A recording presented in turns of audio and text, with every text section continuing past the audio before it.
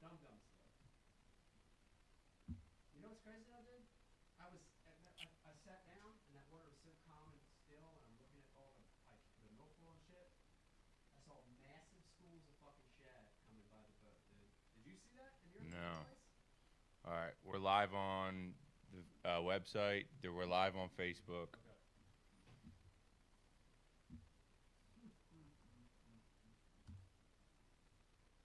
What's the over and under on my short shorts joke?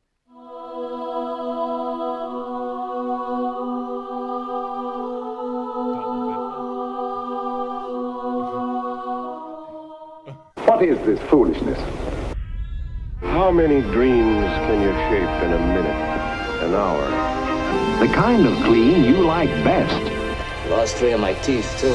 All right, so you lost. Next time you win. Steamy, hot, hearty, delicious, invigorating.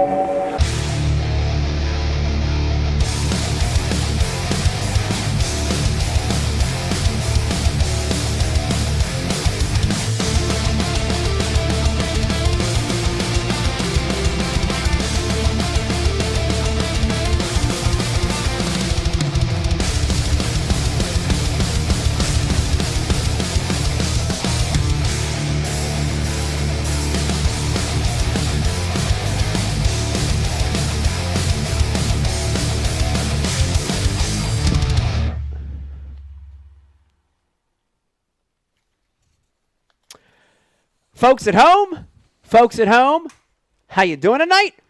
I hope you're having a wonderful Sunday. I know we are. Welcome to a brand new Ike Live show. And listen to me. We've got a special one for you tonight. This is the Ike Live Father's Day special. And with me in the room, we happen to have 3 fathers right here. And one soon-to-be father. See the look on his face?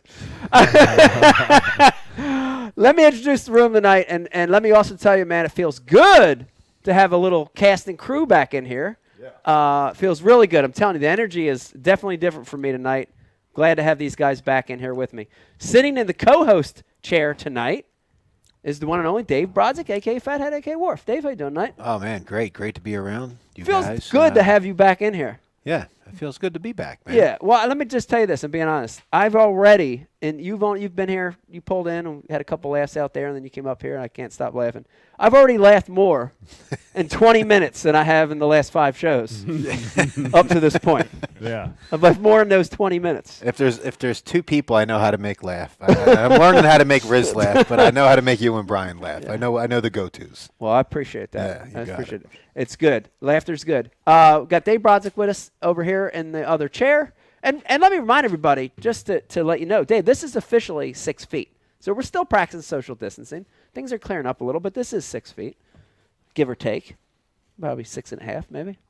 Yeah, but then, we had the social distance at your event this weekend. We did. You look, it's 200 feet away on the deck bar. They're face to face. That's true. Like they were the barbershop quartet. It's weird, right? It's weird. And on top of that, and we're going to talk more about it, but on top of that, the health department was there checking. I got thrown off the dock. Yeah. It's crazy. Yeah. It's unbelievable. But the restaurant's all right. But the restaurant's okay. You can't get it at the restaurant. It's No, just you on the can't. dock. Right, the alcohol. The alcohol neutralizes it. Whatever Brian was drinking neutralizes it. It neutralized my brain. That's what that did. I think if that's the case, then we're all good. We're never going to get sick ever again. Brian's an anarchist. He yells at them when they say something. I just say, "Oh, yes, ma'am," and you're thrown off the dock. Get thrown off quietly. Well, I mean, there's only so much stupid I can tolerate. That's right. We have to. We're all going to die of it at the dock fishing. Yeah. But the bar and the restaurant. But at the bar, it's fine. Yeah, within farting distance away, where everybody's right in each other's face. That's all right. Right. And that's the health department's there. Okay. And I'm not supposed to say something. Get the f- out of here. It's crazy times. I don't know. It's stupid times. It's stupid times. Yeah. Pushing buttons tonight, of course, Brian the Carpenter producing. Brian, good to have you here. All right. Feels good to have everybody back. Yeah, look at us. I like it. I like it a lot better. We know when to talk. We know when to communicate. We know when to respond. And then on IMs tonight, we've got Riz over there. We've got Rich Rizzo, The Wiz. That's the right. Wiz And, sitting in. New York Chris already chimed in and said only 10 minutes late. Shit, that's basically on time. It's on time. 10 minutes late for us is good. You man. can still weigh in fish 10 minutes late. You can. You can. They're legal. We're working on about a 5-pound penalty right now, but we'll be all right. Yeah. Rich, get closer to the mic, bro. Yeah, Rich, get close to the mic. And Looking at- Rich, real quick, too, I also want to introduce a brand new member of the Ike Live cast, the very first appearance here on the show, Becky's Hog. Becky's Hog, how are you tonight? All right. I'm gonna make a hog. That's Brian We saying gotta- some more hog impersonation. Hey, Dave, why that don't you bad? try doing the hog? Somebody else. Let's ask Zach when he comes on. He hunts. I'm sure he knows how to do a hog. Listen, we've got a really, really, really, really, really good Father's Day show for you tonight. Of course, we've got the winners of the Ike Foundation Celebrity Pro-Am yesterday. Here's the thing. I cannot wait to hear their story, Bri. They are a father and son team. Isn't How that awesome? fitting. Oh, that's great. How fitting. We're going to have them on here in the first segment. In the second segment, we've got a guy on I wanted to have on this show for a very long time. If I recall, Click Bry, this is his first appearance on Ike Live. Very excited to have him on. He's also a father, Dave. Mr. Zack Birge is going to be joining us tonight. Cannot wait to talk to Zach. Also, I want to remind you real quick before we get into sponsors here, we're giving this thing away. Dave, this is the Ike Live gift bag. Yeah, let me hear how heavy Feel it that. is. It weighs, I'm going to guess, in the 20-pound category. It's Easy. loaded with sponsor products. You're going to hear our sponsors here in a second. If you're watching right now over on Facebook, here's all you need to do to have a shot to win this thing. Riz, they need to like and share the feed, and they got a shot to win it. We're going to pick a random person at the end of the show to win it. Is that correct? Yes, absolutely. We're gonna randomize or select a Facebook like and share. I love it. I love it. Listen, this show is brought to you by a lot of companies that make it possible. Look around. We've got lights. We've got wires, buttons. I don't even know what the heck this stuff is. But these companies make it possible. Of course, our presenting sponsor, Mystery Tackle Box, Tackle Warehouse, TH Marine, Dr. Squatch, Liquid Mayhem, Flambeau, Hobie. Is a great sponsor of the show. Founders, and we're going to be doing a different beer in each segment. So tonight I'm starting with one of the classics right here, and this is Founders Solid Gold. Probably the best easy drinking beer I've ever had. It's hot right now. It's summertime. This is a good one for sure. So check it out. Founders makes a great beer. Also, let me remind you, we're going to be doing a MTB, Mystery Tackle Box, unboxing at the very end of the show. And I believe we are the only live fishing podcast that does that. So it's going to be really good. Let me introduce one more guest here. Can I read the note I was sending you. Yeah. Oh, okay. Yeah. Well, I didn't see him yet. I didn't see him when we were. can look right I there, see dude. him now. Okay, I see him now. Of course, the crust of the show. Look, Pete's all mad. Look at him. He's already mad. We weren't going to forget about you, Pete. You didn't have your window up yet. Smash trophies in the background. Smash trophies in the back. The one and only Pete Klusik joining us via Zoom. Hi, Pete. Yep, there you go. Thanks, Amazing. Brian. Perfect. Amazing. How's it my fault? We heard Pete, it before. you might be it's muted. On his, it's check on his end. Check your It's on Zoom, his Pete. end. You might be muted, buddy. All right. I don't think it's on his end. Of course you don't. Nah, I think it's on our end. Pete does Zooms like every day. He knows how to Zoom. All right, Pete, check it now. Check it out, Pete. I'm good, guys. See, I told you it was his end. You're getting the blame, Pete. It's not even your fault. You're getting the blame for this.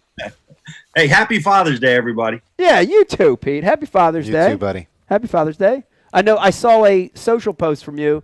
You got to visit your dad today. How'd that go? Oh, it's great. Dad's doing great. He's 82 years old. We're blessed to have him, this long with all the stuff that we dealt with him. My son and dad we all three were together today and had a great time. That's awesome. That's awesome. Pete, we're going to be talking about, in just a little bit here, we're going to be talking about the Ike Foundation tournament. But I did see your post, and I want to just from my end, want to say thank you for all the kind words. And it's awesome. It's very, very awesome to see all you guys, my peers, pros, and, of course, my friends, supporting the cause. And it's really good feeling, and I appreciate it. Appreciate all you guys. Riz, Brian, Dave, appreciate you guys fishing it. Absolutely, man. Appreciate You're you, man. welcome. It's the best thing going for getting kids involved in fishing. The Ike Foundation. It's so important to keep the growth of our sport moving in the direction that it is. You got to get fishing rods in those kids' hands. Yeah. The children are our future. Teach them well and let them Yeah. lead the way. Yeah, let them lead the way, man. Let Damn them- you. Hey, Mike. I just want to say congratulations to you. What an event! I mean, from the humble beginnings to what we saw down there on the Chesapeake, it was impressive. You can't say it any other way. We had 140 boats. People were excited. We were dealing with the virus thing, which held back the kids thing that you normally would have. Yeah. Man, it was impressive. It was awesome, and I was excited to be part of it. But congrats to you and Becky. What a deal, man! It's come a long way. Yeah, hey, what's even better, Becky, her Alpha Cats, and Dave Haas did a better job launching 140 boats than any of the bigger organizations did. How's that even happen, dude? They did a really good job, and honestly, I'm glad you brought that up, Dave. Shout out to Dave Haas. Shout out to Jake. A lot of the Ed String. Ed String, the New Jersey Booth. Nation, all Yeah. those guys Yeah. that came out. I could not have run that kind of event without their help. It was That's a right. great event, so appreciate that. Pete, I wanted to mention this though. You hit it on the head. A lot of times you have no idea what you're doing. I remember, the first foundation tournament we had on the Delaware. We kind of didn't know what we were doing. You're scrambling around. I think we had 40 boats that year. And just like Ike Live, you just sort of just start doing it, and it figures itself out, and you get better and better. Yeah, I don't know if Ike Live was a good example. Ike but- Live might be a bad example, but maybe Bash University would be a better example. It gained traction after a while. Hey, speaking of the first competition, Miller brothers won it. Did anyone watch Dan Miller's fight yesterday? Jim Miller's. Jim Miller's fight yesterday? I watched the replay. Yeah, it was a quick one. Yeah, it was a good card to watch last night, guys. Sorry for the diversion there. Go ahead, get back after. No, that's okay. Did Clay fight yesterday Yes, too? he He did. lost, Too. right? Did Lost- he lose? He lost the decision. And The decision, It could have went yeah. either way. Really? Yeah. I was Yeah. really hoping he would win. Yeah. I don't care for that other fighter too much. Yeah, but- could have went. But there was a fight. It'll come to me later. We'll talk about it later. I don't want to Okay. take Two from the fishermen on foundation. that card. Wow. Clay Guida, right? Emmett, Yeah. Josh Emmett's fight. YouTube it. It was absolutely one of the perhaps best MMA fights of all time. Went all 3 rounds, and they were, Josh Emmett bangs. Yeah. He spins guys' heads when he hits them. Man, this fight, it ranks right up there with like the Kung Lee Frank Shamrock fight from like 15 years ago, I hear dude. It you. was I hear you. amazing, man. Wow. I'm gonna say Sorry. right now, we need to get Clay Guida. We need to get Gregor. Gregor Gillespie. And Miller. then Jimmy. Miller. And Yeah. then there's another one, another Jersey guy that also fishes. North Jersey. You know him. He's a big wrestler, Dave.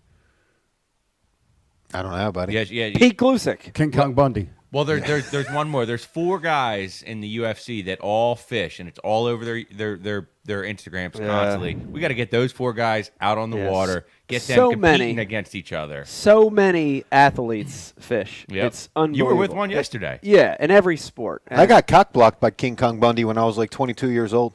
Did you At really? the gym, yeah, at the gym. Wow. Frankie Edgar. Yeah. That's his name. Frankie no, Edgar is it- don't no, fish? It's not Frankie Edgar. It's not. It's the other guy. Frankie don't fish. Can't think of his name. Chad Mendez does, but he's West Coast. Yeah. At any rate, yeah, dude, it was. That's it. Chad Mendez. Yeah, he's out in Cali. Yeah, it was a good time, man. It's a good tournament. Rich, real quick, are there any new usernames on the message board relating to tonight's show? Becky's Hog.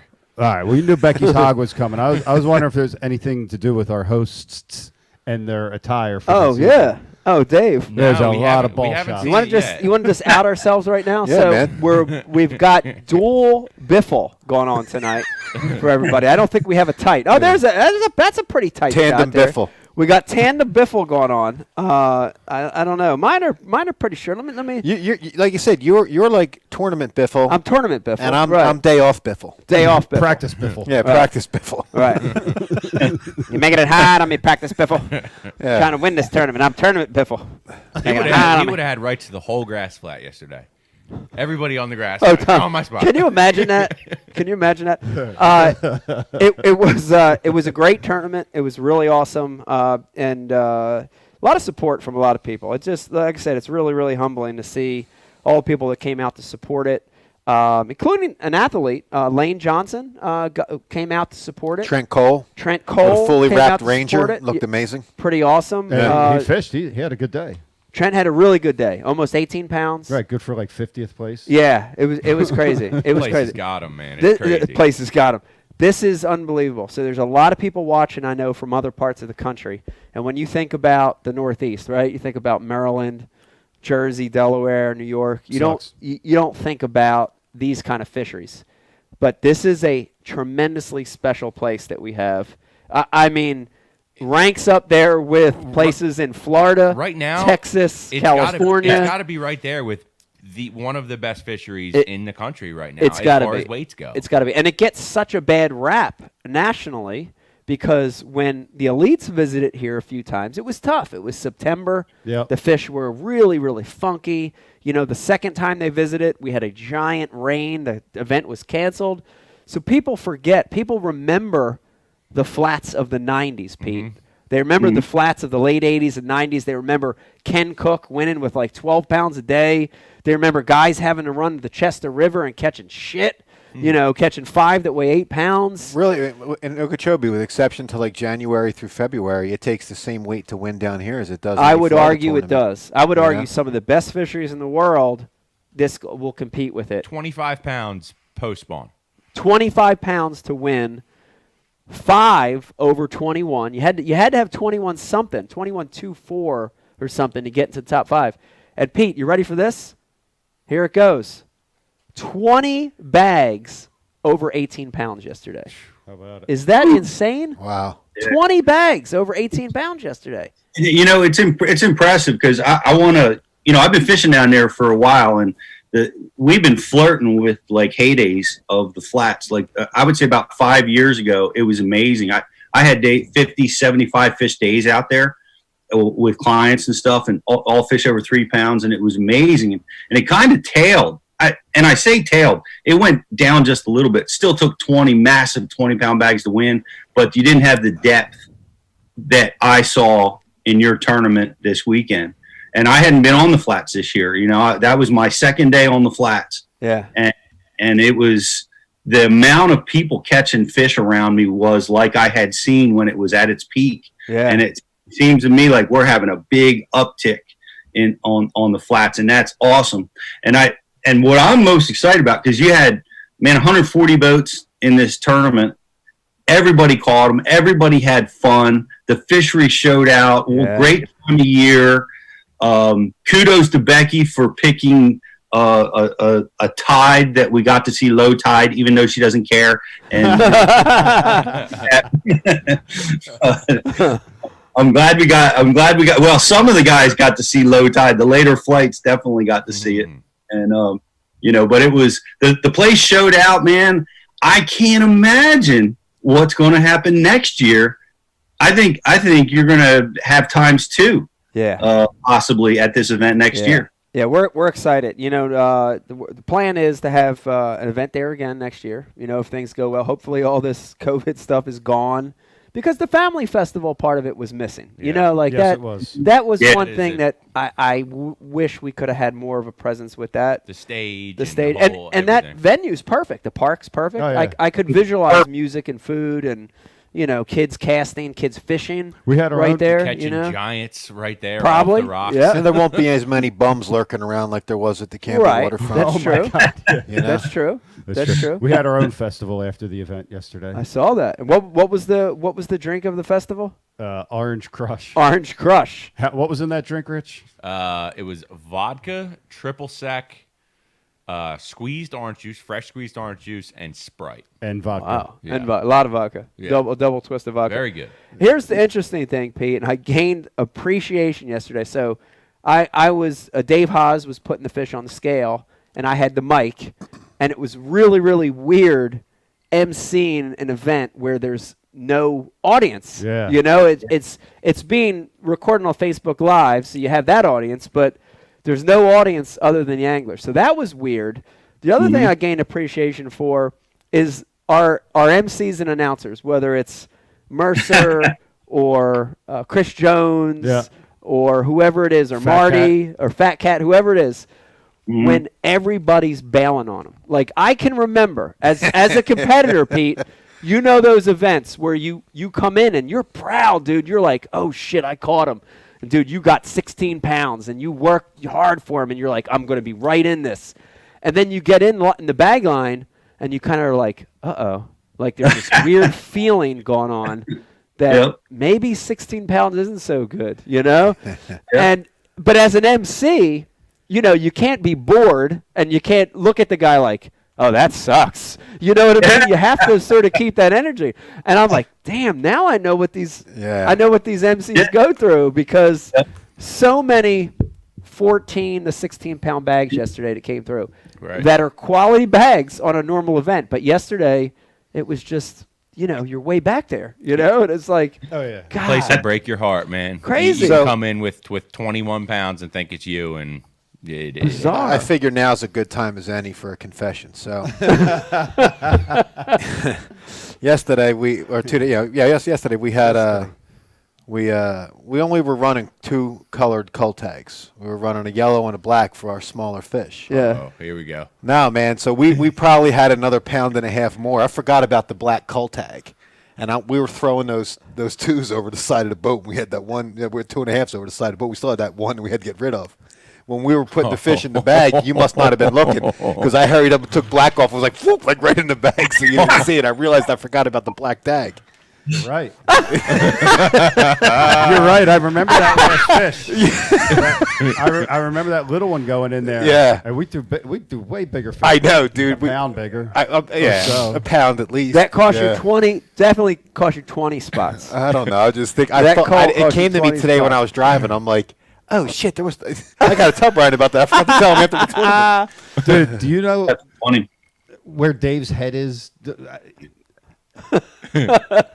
I mean, it's everywhere. It's everywhere. It's everywhere. To fish an event with Dave or to fish with Dave, just every single bird that flies by. So every single bird. Come on.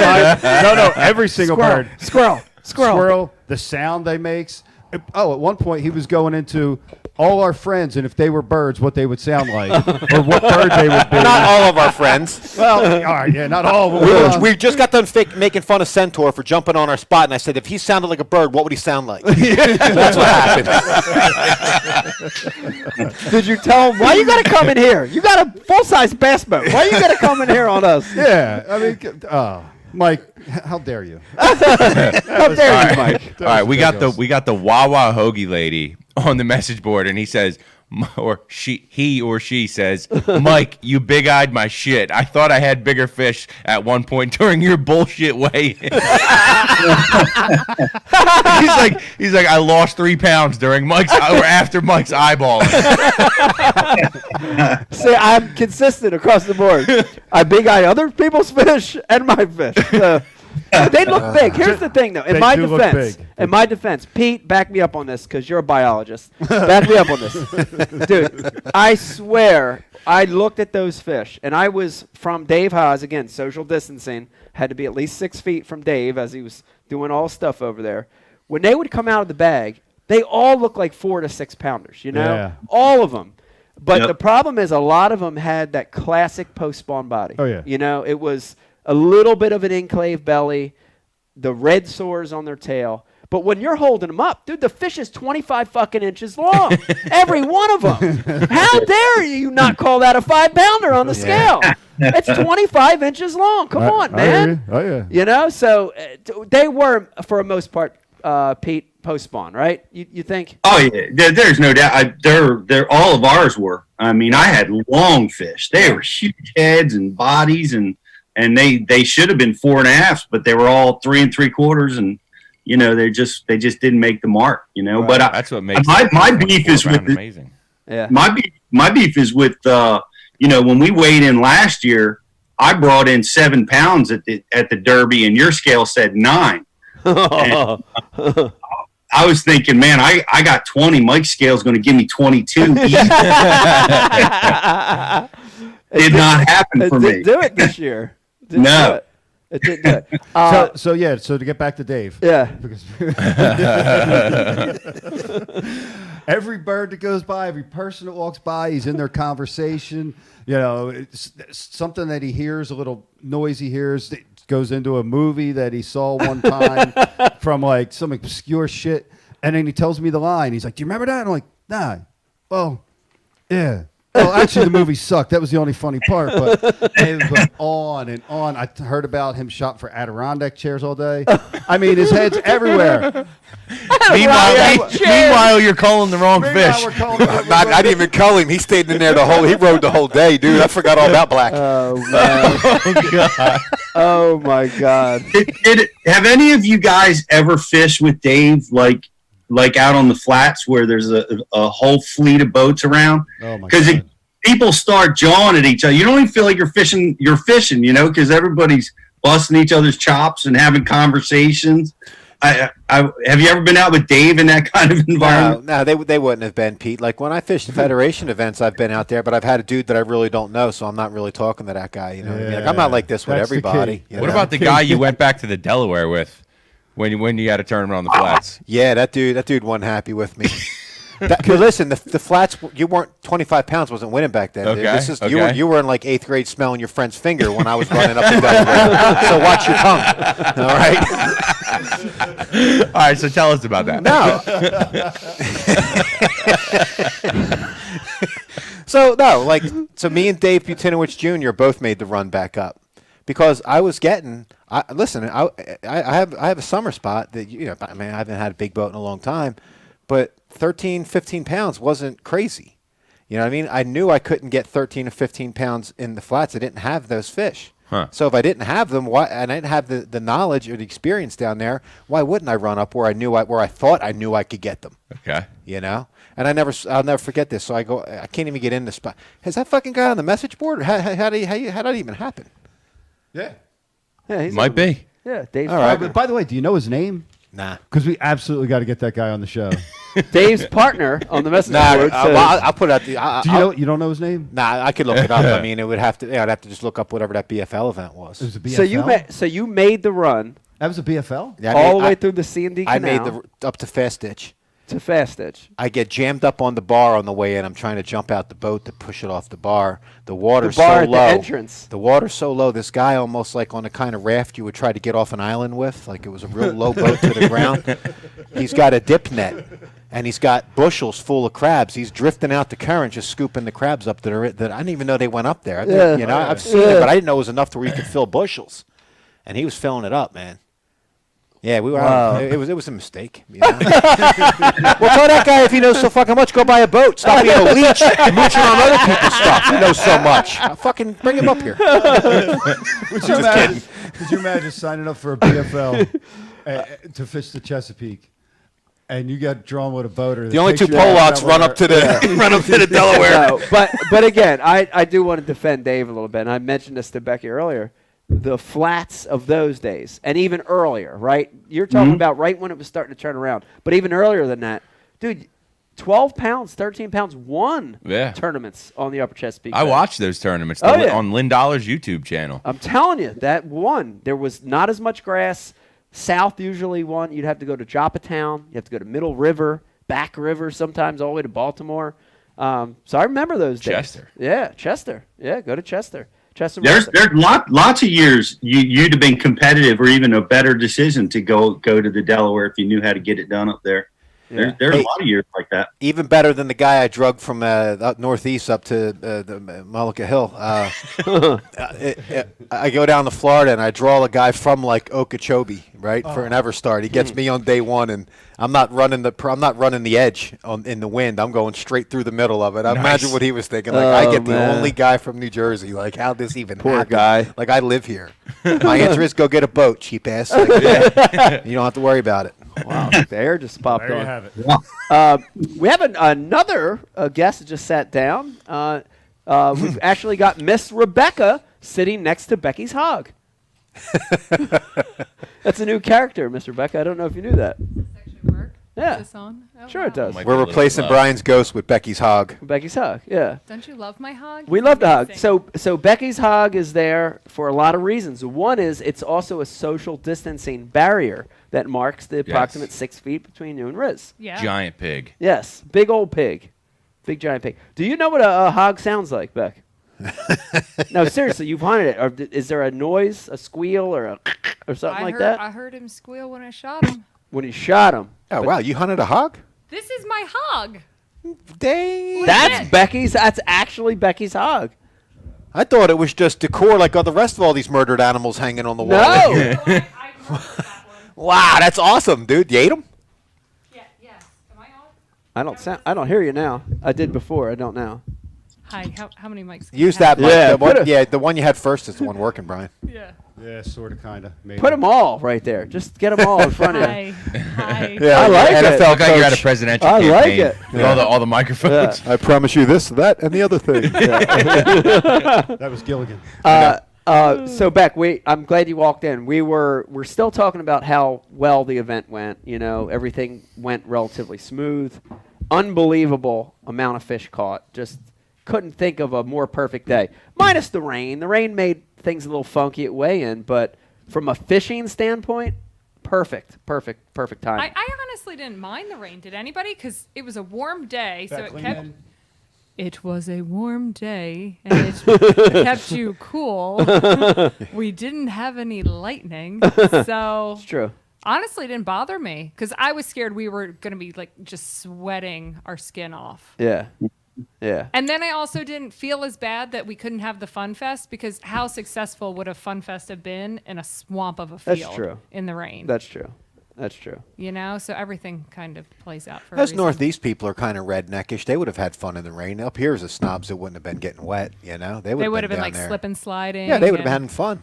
Big shout out to Cecil County, by the way, for giving Yeah. us towels at the weigh-in. Yeah. When we came in wet, everything on the boat was wet. They hooked us up with some towels. So it's a nice Yeah. gesture. They were very kind, very nice. Shout out to Cecil County. Shout out to Anchor Marine for helping us get out in the morning. That was nice. The parking situation there as well. I'm going to put you on the spot and the rest of the ladies, Beck, right now, and say you held an excellent event. The whole thing from the Agreed. beginning to the registration, the launch, all the way through weigh-in. And this is a testament. I want to let people know that are watching right now. You probably didn't get to see this, but all those fish. Think about all those fish we weighed. 140 boats. Everybody had a limit. The ladies ran the fish back and released those fish all day. And you're talking about all of you guys, Becky, Janet, Carol, Kate, Jocelyn, all running 15 to 20 pound bags of bass back down the dock to let those fish go. Good job, Beck. That was awesome. Thank you. Yeah. I did like the one person's comment during the live, and they're like, "What? You don't have a release boat?" I'm like, Where'd that guy want me to get a release boat? Like, If anybody out there watching right now has a pontoon boat they want to donate to the Ike Foundation or Ike Live, we can convert it. That might be the next We bill. could make good use of it. Yeah. We'll test it out on July the 4th, can you- Yeah. and then we'll use it. Could you for next imagine a year. podcast? This has we'll been put a a dream. grill on the back. Yeah. This has been a dream of ours. So if you're watching right now, and seriously, if you know if you've got a used pontoon boat And you need a write-off. and you need a write-off, hook us up. Because can you imagine this? Ike Live, Ike Foundation, joint venture. We'll get Haas in on this project. Yeah. We'll make it a release boat, but like partied out, dude. We'll put a system in it, A slide. Yes. a Oh, wet bar. That'll be a second story. Is of a that slide. we put the fish down that sometimes and sometimes we slide Shoot Right. the back. fish Right. out the side of it. Yeah. a wet bar, a kegerator, Yeah. music, like a, A giant plank, sound a plank system. for like walking the plank. a plank. You know. Do you guys remember Canal Days? Yes. So when I first got my place down Indian Acres, and Dave, we had your bachelor party down there on the Chesapeake. We ran into something that they don't do it anymore because somebody, I guess, drowned. But they had a all weekend party last week in June. They called it Canal Days with a Z, and the entire the Chesapeake Inn, all that area was just a huge Yeah, party. the C&D Canal. Oh yeah. Yeah, it was crazy. It was crazy. It was wild, and people were half naked, and alcohol was flowing like Yeah. wine, and Man. it was good times. was But good there were the big pontoon boats. I remember one had had a stripper pole in it, and there was Wow. diving boards and sliding boards. That sounds perfect for the foundation. Well, that's what I was thinking. Absolutely. Yeah. Absolutely. I did tell Haas though beforehand because he was like, "Well, how are people going to know that we're weighing in at the city dock? We never weigh in at the city dock." And I was like, "We'll just get a stripper and put some Ike Foundation stickers, right?" Pasties. Yeah. Brian, I think we tried that for Ike Live at one point, didn't we? With the sticker bras. We did. I got shot down, Beck. Oh, yeah, that's right. We did. I jest, but I will always shoot you down. You Never give mentioned up. Dave Haas. One more thing I have to mention on Brian's boat build for you guys. Dave Haas from scratch.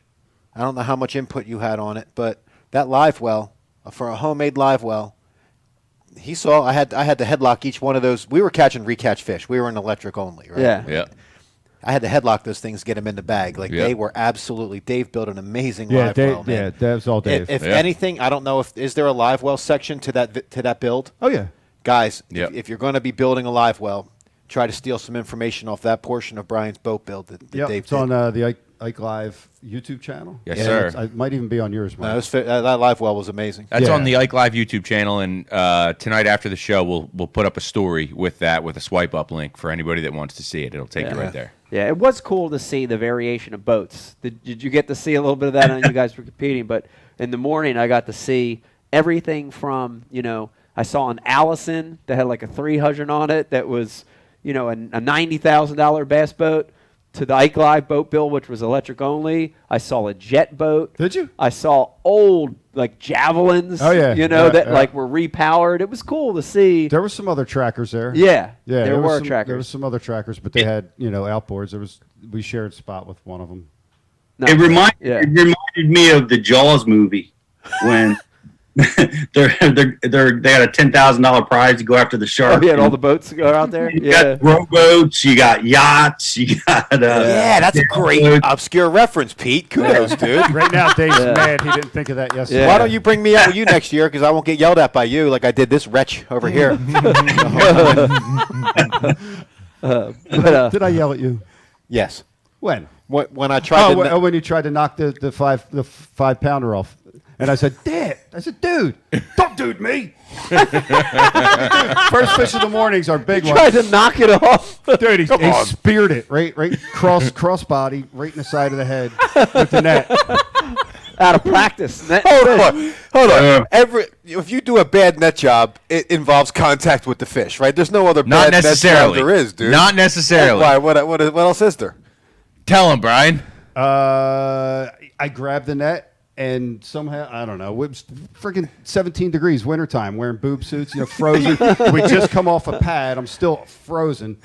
Rich cracks one 4-pounder on the Delaware. Easily a 4-pounder. Easily 4, maybe bigger. Giant Delaware River fish. On a spinnerbait right next to the boat. Like, what the hell? This thing's live. You have no time. I'm panicking. Like I said, I'm wearing this like the Michelin Man. Run to the back, grab the net. Somehow, I don't know how, I got the net caught up in his rod tip. I feel my rod going down. And I'm like, fuck, that's not the fish pulling me down. What's going on? Did you land it? Hell No. in a tournament, yeah. That's awesome. Who won that You tournament? did. Oh, yeah. You did. That fish would have put us right there. It was bad. Mike remembers vividly. But I owned it, Dave.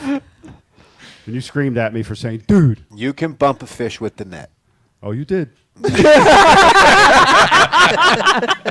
Did that fish go through concussion protocol at the end of the day? Or? Poor fish. I just thought it was a post-spawn sore. It was Dave netting him in the side, stabbing him. What's it called? A gaff. Yeah, gaffed him. But it was awesome tournament, Beck. It was a great event. So many boats. It was great because not fishing it, I got a chance to fish with Lane Johnson a little bit, which was great. Also acted as a media boat a little bit. He showed more leg than you guys. Shout out to Lane Johnson. Shout out to Lane. I saw your boat coming across the flat, and yeah. I see this giant shirtless human being on the front of the boat. Dude. I was like, that's got to be Lane Johnson. Oh, dude, Lane's such a cool cat. Like, he's such a cool cat. Gets in my boat, and literally his balls were hanging out, how short they were. Yeah. And first thing he does, he just takes his shirt off. just throws it on the floor. Just, we're out there. He's just, I could just see him just relaxing. I was like, damn, this is a cool cat, And but not even moving, like those fat no. rollers that get carried out by like the servants, and they're just sitting on the chair. I mean, he doesn't have an ounce of body fat. He's muscle, head to toe, and he can fish, which is really good. This is the second time I got to fish with him. And Pete, you know the deal because you guide a lot. You fish with a lot of different guys.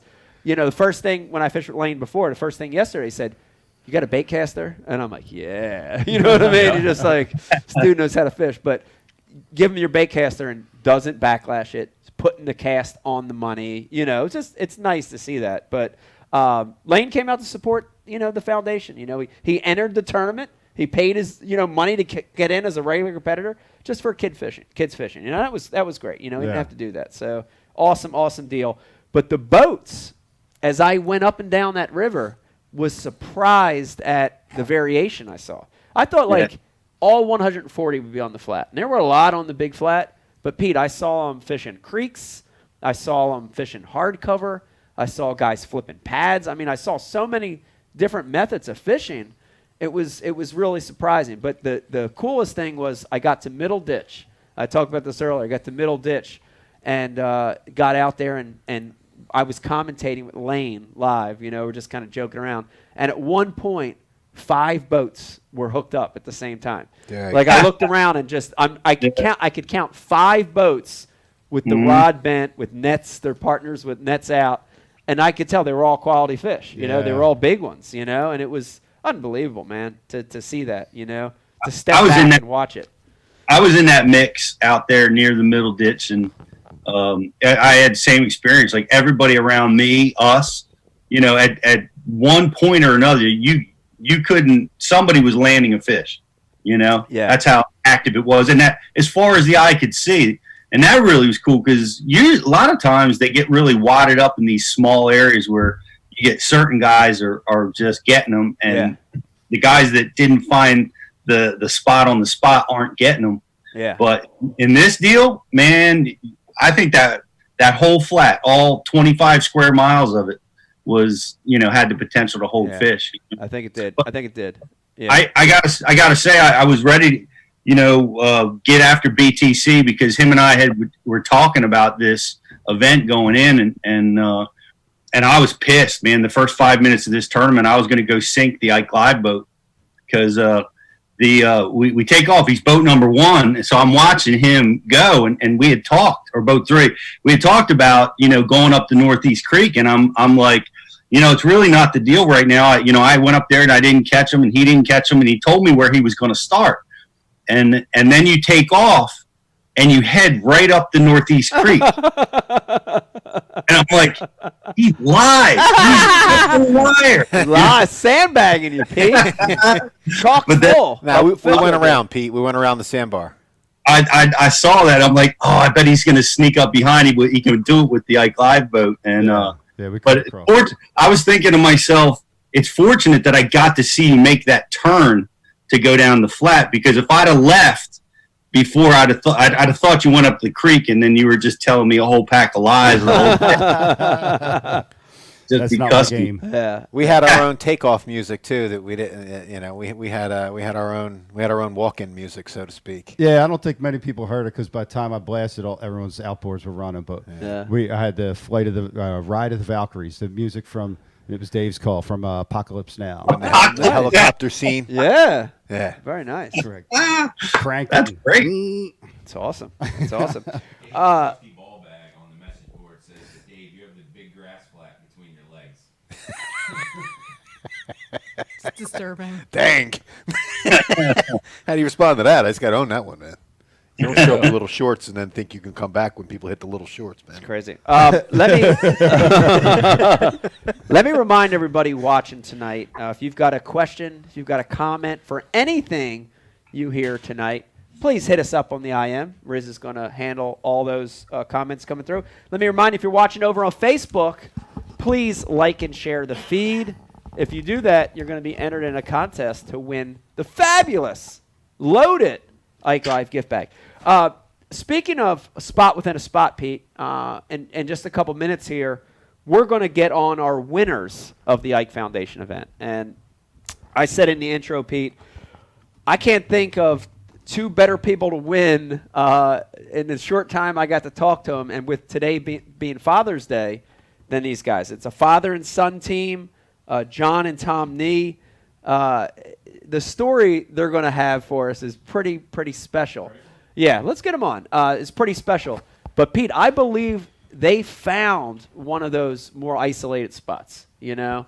A spot that was a spot that had something special, little something different going on. And a lot of times that's what you need, I think, to separate yourself from the pack, you know? When I looked at Middle Ditch, there's so many boats, and those guys are splitting them up. You know, those guys are splitting those fish up. But when you find something a little off the beaten path, you know, a little something different, a lot of times that's the key to winning. But we're going to have them on the show right now. I think, Brian, we've got them lined up. Yep. Our winners from the 5th annual Ike Foundation Celebrity Pro-Am, John and Tom Nee, join us on the show tonight. What's up? Guys, how you doing? I just want to know how many beers I was supposed to be drinking before the show. At least, you should be at least 3 in at this point. We're 30. All right, we got one more to go. Okay. First of all, guys, happy Father's Day. Yeah, likewise. Happy Father's Day to everybody. First question, this is an obvious one for people watching in different parts of the country. You know, a prize of a boat, you know, a boat motor. Pretty common thing in Florida and Texas, right? And, you know, even Oklahoma, we're going to have Zack Birge on tonight. You know, you can fish for a lot of boats throughout the year. But in the Northeast, that's a pretty big prize. It's a pretty big deal. And here we are. We're not even a full day away. Has this win sunk in for you guys yet? Are you still in shock? What's your emotions right now? Yeah, I got to tell you, you know, Mike, I am completely in shock. To win a boat is just truly amazing. I mean, to do it on Father's Day with your dad. Yeah. It's just the emotions haven't sank in yet. It's it's surreal. I mean, we're thrilled to death. I mean, my dad will tell you, he woke up at 5 o'clock this morning, probably 4 hours into sleeping, and just had to go check the garage for the boat. Like, he was like, man. I can There relate it to was. that. Cool. The purple baby. I can relate to that. Was that the best Father's Day gift you've ever received? Absolutely. How can you top that? It's unbelievable. That's awesome. That's awesome. Now, I got to talk to you guys a little bit yesterday at weigh-in, but I know a lot of people are watching right now, and they want to know a little bit about what you guys were doing, a little bit about the area. But I found something very interesting when I talked to you guys. You know, a lot of times when a team wins, when they win a big event like this, they knew that they had the magic spot found. You know, they spent weeks or months practicing. They had the fish dialed to a T. They knew the cast. They knew the bait. Did that kind of thing pan out for you guys, or was this more of a spur of the moment thing? Tell us a little bit about what led up to this. What led up to this win? Yeah, I'll take that one. You know, I think I was probably on the water doing a little bit more practice than you were. So I got to tell you, Mike, I was not seeing a 24-pound bag on the flat. I was not seeing a 20-pound bag on the flat. I was seeing 17. Right. And so in terms of baits, I mean, we've been fishing the flats for about 10 years, and it's been an interesting 10 years to try to figure that place out. It is, and it's changed. And you guys were talking about it earlier. I mean, the bags that you're seeing right now and the fish that I've seen come in this year are unlike anything I've ever seen. So to put a 24-pound bag on the scales is truly incredible for us. Yeah. But no, practice did not look anything like that. We were not dialed in at all. Yeah, and we saw so many of those 16, 17-pound bags come in yesterday, Beck. How many? I can't even count how many of those 15 to 17-pound bags we weighed. It seemed like at least half the field had that kind of weight. This question for John. Does it feel like this has come full circle for you? You know, I know for me, fishing with my son Vegas, who's only 9 right now. You know, when we catch a fish, I'm ecstatic. You know what I mean? When he's fishing a youth event and I net one of his fish, I'm like jumping out of my skin. I feel like the happiest guy in the world. But here you get to fish with your son on the eve of Father's Day and win this event that's unbelievable. You know, talk a little bit about that, because it's got to be a proud moment for you as a father as well. Well, you can take it back a few years, probably in the mid-'80s. I was fishing a lot of South Jersey, just like you did.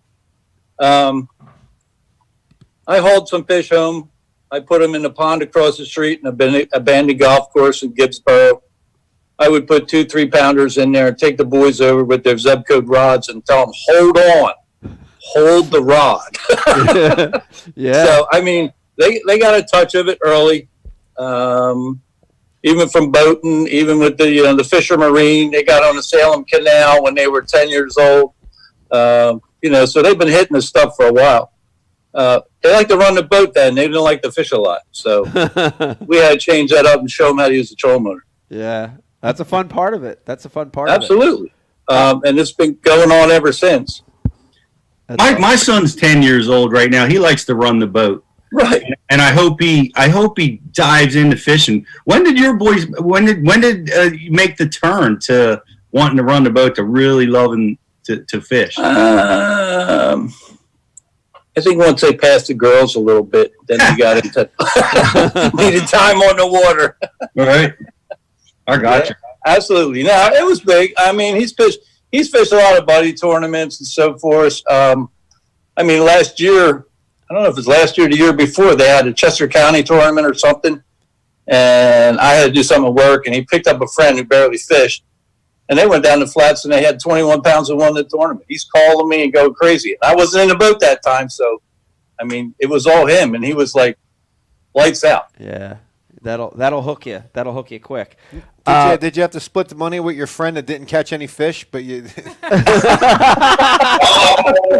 let me tell you, he put one in the boat. He absolutely did. Yeah, we weighed one in. He got one fish. Yeah, he did his part. He did his part. Yeah. He got half the rate. That's how it happens. That's right. I do want to talk a little bit about the pattern and the bait. You know, we got a lot of people watching right now that have fished the event. We've got other ones that have fished on the flats, and we got a lot of them probably that fish grass, and they're saying post-spawn fishing is tough, right? For a lot of people, post-spawn fishing is tough. You guys sort of made it look easy, you know, and I know we talked, and you had that extra hour at the end, which I think was a game changer for you guys. But talk a little bit about the bait you used, the pattern, and sort of how you guys managed that area and caught those fish. Well, I'll go into the pattern a little bit, and I'll let Tommy talk about the lures. But the biggest thing was when Pete talked earlier about spotting a spot. Yeah. We were going out, and he says, we got to get away from the crowd. So we found the spot outside the spot on the flats. Right. That little cut, that little ditch, you know. Bottom little contour change. Right. Yeah. Anywhere, you know, it would go from 2 to 4 and might be like a 5-foot, 10-foot stretch. Tommy had an idea. Let's concentrate away from the group and pick up these other spots. Yeah. And that's what we did. We stayed away from the crowd. Yeah. So there was no pressure. It was clean water. And, I mean, that was a good idea. Yeah. I'd say it was a good idea. No boats, and nobody came in and swapped casts with you all day? Well, we seen Brian Schmidt zoom in a couple times just across from us a little bit, and I said, "Oh, mark this waypoint because it must be a good one." He was there about 3 times. Yeah. Gotcha. Can you take us through your day? Like, did it start out with 26 or 24 pounds? Did you guys have to work at it? What happened when you guys put the trolling motor down? No, so like, you know, the day started, we had the incoming tide. And, you know, I got to tell you, we actually didn't even start at the flat. We actually started out front on some transition stuff that I was able to catch some fish on in practice, felt pretty confident about it. We ended up busting one off right out of the gate. Couldn't believe it. It's not a good start to a tournament. And, we put about 45 more minutes into that first spot, transition, post-spawn stuff that one would typically go after. And then, we decided to make the run back out to the flat. And it was a complete zoo out there. I mean, you were out there. Yep. And, my biggest thing was I wanted to stay away from the crowds. I wanted to get into clean water. You have at this time of the year in June, you have emerging grass almost everywhere on the flat. I mean, you can really find some emerging grass everywhere. So I wanted to get away from my waypoints. I wanted to get into some fresh stuff that the crowd wasn't getting to. So that's what we did. I mean, we just started drifting off. We started looking for good stuff. Mike, I mean, you've said this a million times. We fished the moment. Yeah. We totally fished the moment. We put the waypoints behind us. We looked for what looked good. We looked for hard bottom, sand bottom, little bit of milfoil. Milfoil was key for me, key for both of us. But I got to tell you, on that incoming tide, we couldn't hit them with our key baits. We really had to adjust to some finesse techniques to start putting fish in the boat. Yeah. And we did that. I mean, we weighed in a fish that we picked up on a Cinco. Yeah. A green pumpkin Cinco, weightless Texas rig, just dragging it through the grass. And the slower, the better. And we got a lot of bites doing that. And that bait's been around for a long time. You got to have that tide on. Yeah, I don't really think so. I don't like that bait or throw. Nice. I'm surprised you're able to weigh in fish with it. Nice. So you on that wasn't the only one. He's taking you from the beginning. Yeah. So you're finesse fishing on the incoming tide with those types of baits and how long did it take you to get the limit? Were you guys jacking them or was it picking away? I mean, we had a limit probably by 8:30. On the fit, but it wasn't a very good limit. We probably had maybe 15, 16 pounds out of the gate.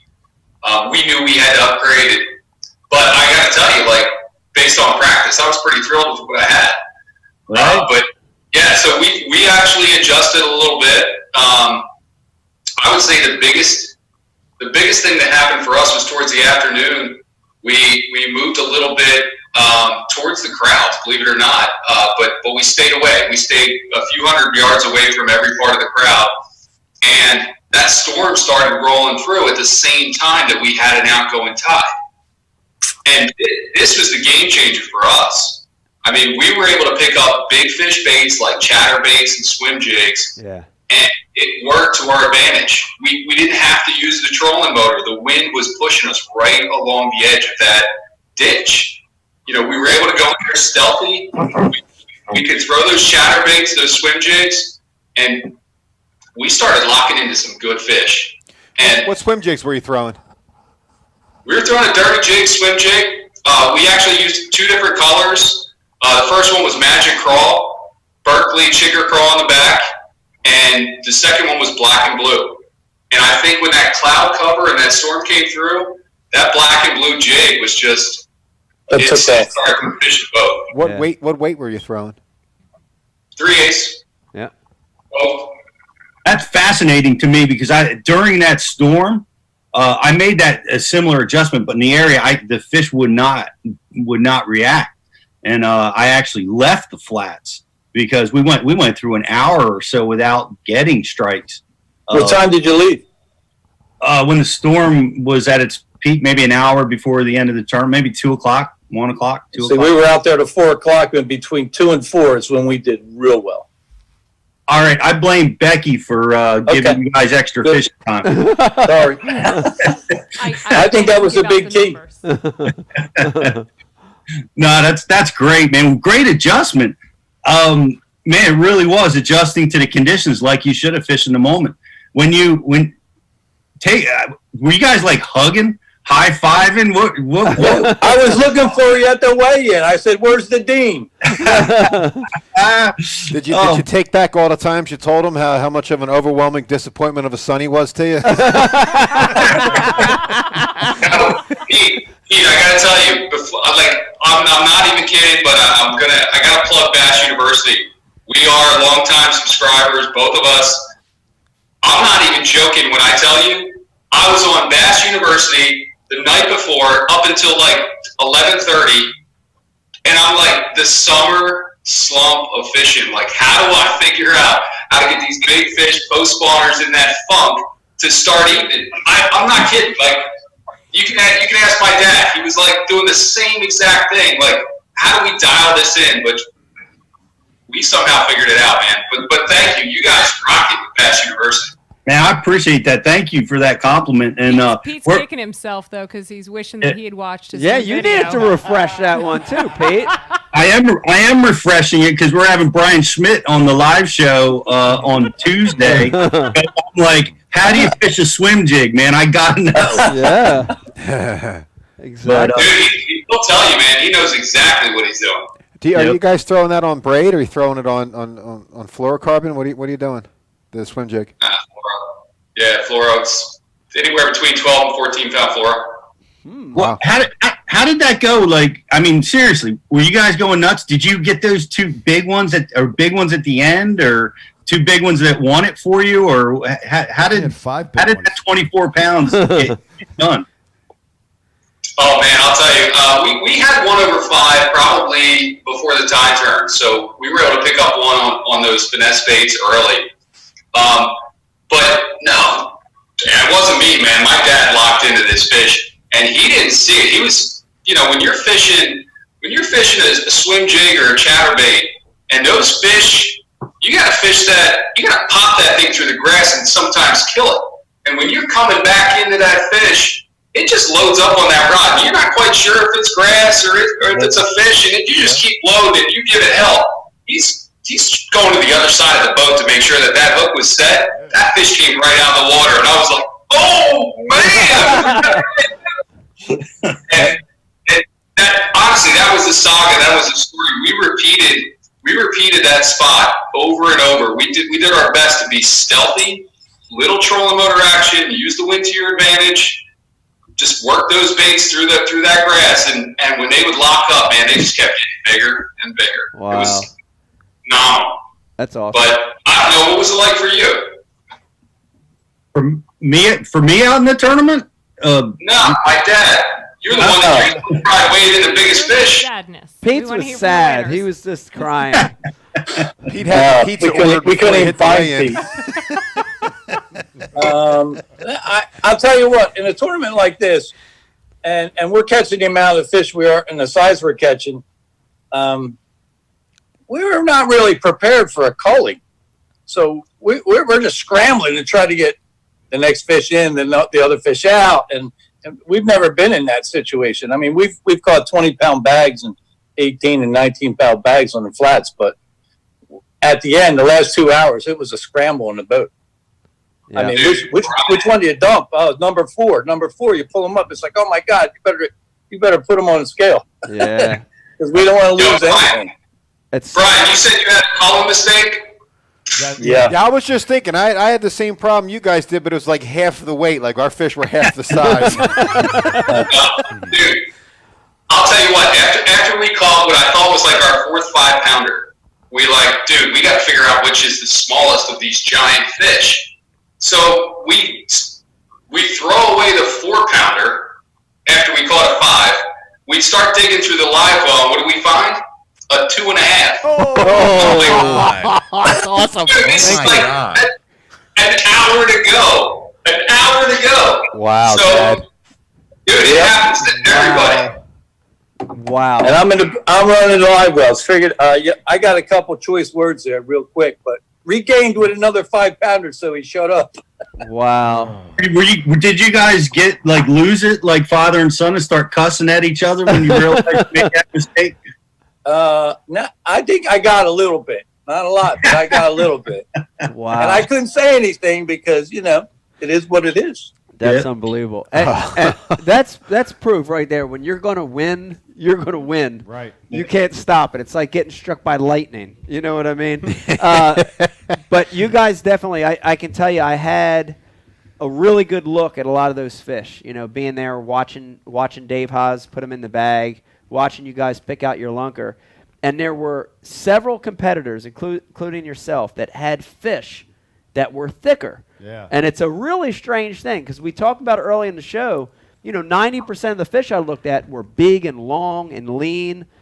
And you had those same fish, but they were solid, right? So they had either recovered better already, or maybe there's a few left with eggs. I don't know, but you had a different caliber of fish for sure. They had shoulders. They had shoulders on them. They had shoulders, and that was a difference maker. It was funny because I remember this moment too.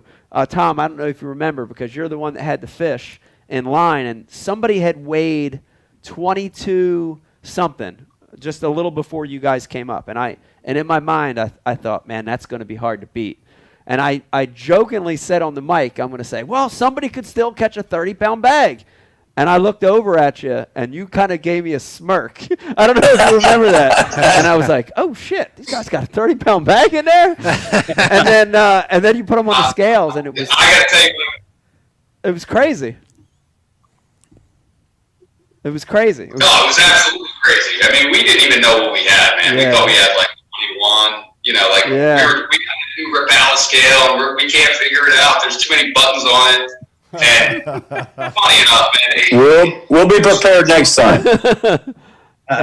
Well, I can tell you this: that congratulations, it was a great win. But there are 2 other really cool stories that I want our friends watching tonight to hear.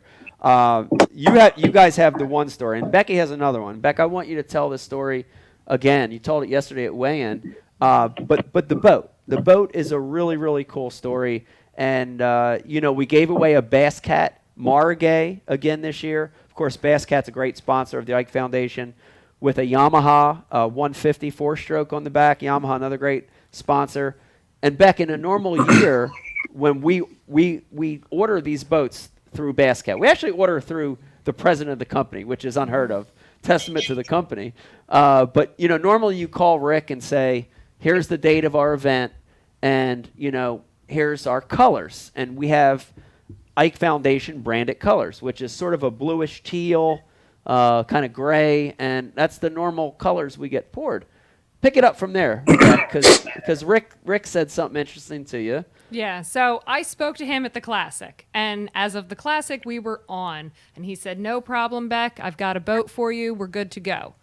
Of course, a few weeks later, I had to call him back and say, Rick, I don't want you to make me a boat. I don't know what we're doing. Everyone's shut down. And so we talked multiple times.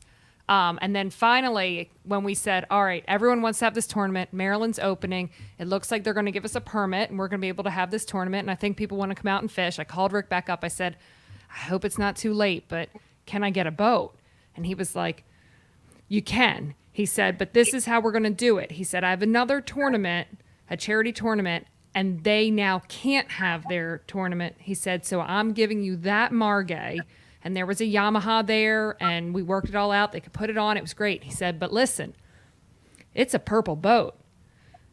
And I got chills because, as most of you know, one of the founding members of the Ike Foundation was Brenda Butenowitz, and purple was her favorite color. Yeah. And she just recently passed away. And it was not long after, and he said, it's purple. I said, it's perfect. I said, it's meant to be. And I told him the story, and he said, God works in mysterious ways. And so we got us a purple boat this year for the tournament. Pretty amazing, pretty special. She was a big part in the beginning. When we started the Ike Foundation, we didn't know, we didn't know what the hell we were doing. Mm-hmm. We never ran a foundation. We didn't know what a nonprofit was. We didn't know how to get momentum for this cause, this charity. She was so important in the beginning for helping with a lot of that, 5 years later, it's turned into this big thing. But in the beginning, she was so important to get this started. So to see that happen, and especially to see you guys, win this year with us, it was really special for us. So I wanted to make sure everybody heard that story. Yeah. That was a cool thing. But you guys have a special story, too, that I want to hear. And this is... I'm going to let you guys tell the story, but this is supreme confidence.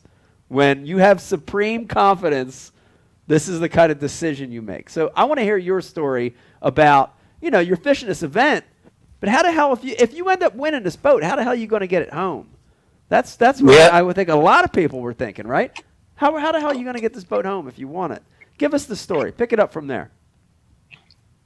Well, I talked to Tommy the night before, and I said, remind me to pick the hitch up in the other garage because I'll throw it in my truck and drive down. And he lives in Newtown. So I figured, okay, if we win this boat, most likely we'll have the hitch, we'll have my truck, and we can tow it home. And he just smiled and said, PMA. I said, we're on it. Let's go. Wow. Yep. That's and then unbelievable. Becky says made a Facebook post in the morning saying it's time to win a boat. I think that was you, Tom. Wow. Yeah. That was just crazy. Like, I mean, I looked at it like I'm fishing a tournament. It's Father's Day weekend. I'm like, like dads and sons, they don't like take selfies all the time. So I'm like, dude, let's grab a selfie. I dropped that thing on Facebook, like time to win a boat, not thinking much. Dude, I mean, tell me about it. That's a crazy, crazy story. And then, like, the Facebook responses just came blowing in because Ike Live is shooting this live weigh-in. My wife's got Sharon's watch parties and all kinds of things. And it's like, I don't know where else blowing up the last 24 hours, man. This has been just surreal. Very cool. Now, John, this is Dave. I did something similar. So I brought my own truck down there, and the hitch on my truck's rusted on, so it's on there all the time. But I brought mine down there for a different reason. I knew after the event, if I didn't have my own truck to flee in, Brian and his ghost would have me out till 3 in the morning tearing up the Northeast. And that did happen. That did happen. That did happen. Yeah, but Brian had a head start. Wow. Brian's ghost likes that part of Maryland, doesn't he? That's where the spirit flies, bro. The spirit loves that part of the world. Flies. It's unbelievable.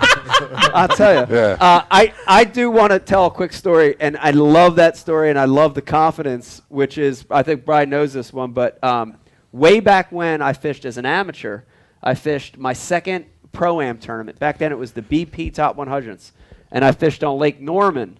And back then it was a 4-day tournament. And on the third day, and here's the thing, I drove down with my Uncle Don, my mom, and I want to say my grandparents were there as well. And we all drove down in like this van. So the one thing with my uncle is he's loved vans his whole life. So it was like, imagine like the Scooby-Doo van, but like shit brown. That was the van. And up to that point. I remember that van. Oh, dude. yeah. You remember that van? Brown? Yep, brown. The window on the side. Window? Yeah. Might have a little bubble window the in the back. tinted bubble window, Yeah, dude. had a little tinted bubble window. But up to that point, we weren't boat people. You know what I mean? Yeah. We had crawdads. That was it. We had John boats that, we had rental cabins where you'd put a trolling motor on John boat. We didn't have no boats. You know what I mean? He didn't know. I didn't know any of that shit. And on the third day, I was in the lead, but I wasn't blowing it away. I was like, like a half a pound in the lead. But my uncle had enough confidence in me that I didn't know this till after. But as I fished on that fourth day, he after he launched out, he went up to the tournament director, who was Trip Weldon, and or he was the assistant tournament director at the time. He said, "Mr. Weldon, my nephew's fishing. If he ends up winning, do you guys ship the boat back, or do you send one of your guys?" He's like, "Oh no! If you win that boat, you got to take it right here. We're just going to leave it. You got to." Oh, You damn Yankee. Oh, my uncle Don's got that real long hair. He just started scratching his hair. He looks like one of the Beatles. He's scratching his hair. Or one of the monkeys. Yeah, it was one of the monkeys. And so he doesn't know what to do. There's no cell phones or any of that shit. So he goes back to the hotel and he starts looking through the yellow pages, Yeah. And he finds a U-Haul dealership that will install a hitch on a Scooby-Doo van. That is. And he goes and does it. He goes and does it. $100, $150, whatever it was, a couple $100 to install this hitch for who knows what's going to happen. And I ended up winning, and we towed that boat home. But it was the same. It was the same thing. That's all. It's a great story. You have to have confidence. You guys have confidence. I think that was a big part of your win. I really do. No doubt about it. I mean, we had a lot of fun, man. When I tell you we fished the moment, we had confidence. We had confidence in catching fish. But when we started locking into the right fish, it was there was a lot more confidence. I can tell you that much. Yeah. Well, It got a lot more fun after that. yeah. But listen, I couldn't tell you this whole experience has been nothing but amazing for us. I got to thank Becky and the Ike Foundation. You guys have an awesome mission to get kids out fishing, get them in the outdoors, get these city kids out. I love it. I mean, it's everything we support and we lived growing up. I think you'll probably be thrilled to know that boat came right back to New Jersey. Yeah. Whoa. You're going to start trouble now. So, hey man, we're on the Ike Show, man. Anything goes. Are you going to keep the boat and rig it out, or what are you guys going to do with the boat? Hey, we're still trying to figure it out, Pete. It hasn't even been 24 hours since we've been home, so We didn't take the cover off yet. Just parked it in the big garage next to the Ranger. And we got 2 new ones last year, so we got both of these 521s. So. And Pete, I got to tell you, the Bass University, we've been subscribers to this thing, and I said it before, I'll say it again. If anybody's watching the show and they want to catch big bags or big, you want to learn about a body of water, that's the place to go. But I got to tell you, it took us 10 years to win a tournament like this, but it wouldn't have been without the Bass University. It wouldn't have been without Smallmouth Crush. All the guys that put the content out there, that's what makes the difference. Because I'll tell you, when you walk up to the dock, you're not getting the deal. You got to get on Bass University if you're going to get the deal. So it was a big player for us. Mike, you guys have done a phenomenal job with not only the tournament, your game on social platforms, and I just recall you doing a show live during quarantine. You're out probably on your pond, and you're like, dude, you got to develop a pattern. You got to every night. It's gonna work. You fished for 2 hours, dude, and you caught one fish. One fish. Yeah. Baits. And I got to tell you, that's right here. Every time I'm out on the water. So you guys are delivering the content for us to do incredible things like we just did. This is surreal, man. So thank you all for making it happen. That's awesome. Absolutely. Hats off to everyone's new favorite winners of the boat. Yeah. You got anything nice to say about Dave? This is Mike asking you. Yo, your biffle looks amazing, bro. Your biffle looks amazing. Testicle, Dave, looks nice tonight. Yeah, the left one. That's really, left really one's good. my better one. That's why I'm facing this way. It's really, really shiny. Right one's recessed. It's very shiny from an tonight. old football injury. It's very shiny. I did want to hit up Riz. Do we got any comments or questions coming for John or Tom here about the win? A lot of congratulations, and finding it amazing that they got away from the crowd and were able to wrangle up those big fish. And honestly, we got a lot more commentary on Dave's shorts than we did anything else. I was checking also here. I was checking some of the Ike Live social media feeds, and we have one that came from unnamed angler. So I don't know who this person is, but wants to know. This is a question for you, Tom. Wants to know, your nickname was 12-pound Tom. Is it going to change to 24-pound Tom? I don't know who said that question. Yeah, listen, man, like that. I'll tell you, that nickname, man, really had me going. So, I got to think differently when I get out on the water. And if I come back with 12 pounds or less, it's not a good thing. But I know who that unnamed angler is for sure. And I'll tell you what, you're going to have to put a couple more 24-pound bags together before I can start changing my name. But no, I love the name. I love the name. It's motivation for me.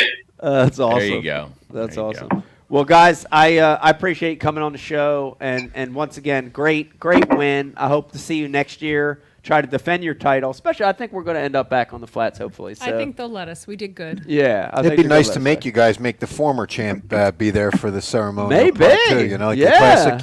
Yeah, you might have to give away the boat next year for us. Yeah. Or to yourself. Oh, man, we're happy to help. Yeah. Give the boat to yourselves. That'd be pretty cool. I got one more John, you tip. should try to sell that hitch on eBay. You know, like that thing's got like the, Yeah. it's like the Bobby Good luck. Brady Tiki medallion now. That thing, dude.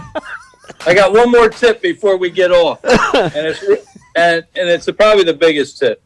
Take your kid fishing. Yes. You- yes. There you You go. see it. You see it here. You've seen what it produced, and it's right in front of you.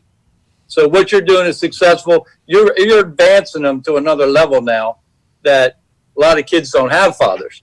So I mean, you got to do it. Yeah. Take them out there. This is the results. Yeah. So true. So So what you're doing, you're going in the right direction. I appreciate it. Guys, Good I job. appreciate coming on.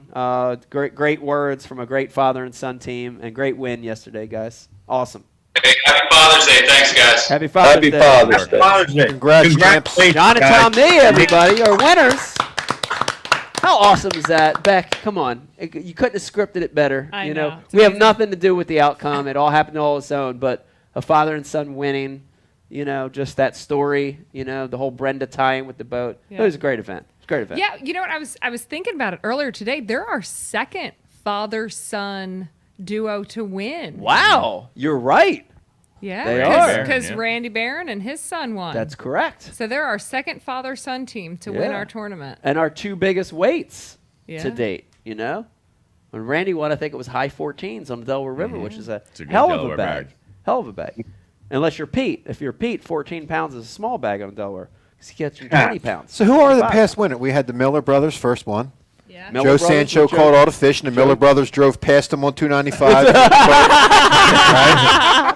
So we got Laughing the that. whole way. Yeah, they drove right past him as he got off the exit. Spitting out the window. Yeah. Right, and the boat hasn't even. But the boat's like a flower garden with mold and weeds. Yeah. Oh, stop. Second, who are the second-year winners? Let's say we gotta rack our memory here a little bit. That's Beck. the one I can't remember. Was Randy Ran- here yeah, too? it was I thought Randy Randy was Randy here was too. here. Yeah, because Randy then it was was here then too. it was Mike- Cliff, Mike Senator. Mike, then won. Cliff, Yeah. Yep. Centaur was Centaur year 3. won, and and then then Cliff and Luke. Luke Yeah. Traeger. Luke- Yeah. Luke won last Yeah. year. Yep. Yep. Okay. Hey, Becky and Mike, I love what you guys are doing in Bass Cat. I love having the boat. Like everything is going the way of the certificate boat Yeah. for the winter. I think it is just so cool to have that actual Physical Yeah. boat. Mhm. Yeah. Yeah. and motor right there. I think that's neat. Yeah.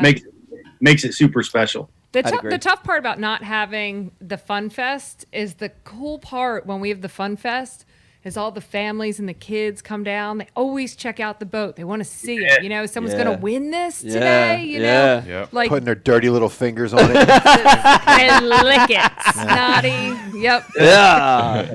Somebody gets to take it home. Yeah, that's Yeah. nice, man. Yeah. I want the hitch. If I was him, I'd do something cool with the hitch.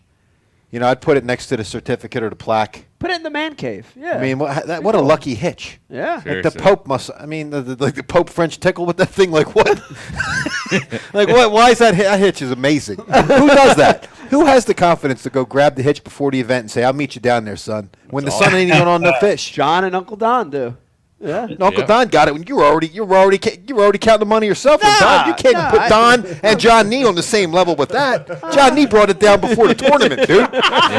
Drove separately 90 miles, bro. That's true. That's true. That might be true. You were ahead by a mile. Don's like, maybe I'll go get a hitch. No, I was ahead by half a pound. Because FedEx isn't going to bring it. Like, Get out of here. I was ahead by 8 ounces. Oh my god! But And this is why I had no chance of winning the Brenda boat. I wanted that. thinking back to my win, though, reminiscent. Shout out to Finesse Fish, Lunker City. about that? Shout out to Finesse Fish. Key bait for me that This week. this stuff that went on all day long for 8 hours. no, but I guys can have concentrate. I have a problem listening to other people. It always has been a problem. And sometimes it leads to a lot of funny stuff. You always laugh at the stories. You don't have a problem laughing at the stories when I heard people saying funny stuff. Dude, I might have laughed. I might have responded about 1 out of 4. No, I'm not talking about on the boat. I'm talking about in okay. general. When I tell you about, dude, I heard this other day at Home All Depot. the time, I love it. Yeah, But I was trying to win the boat. Trying to win the boat with an electric motor, fishing half-dead fish. Like, I mean, he was a true believer.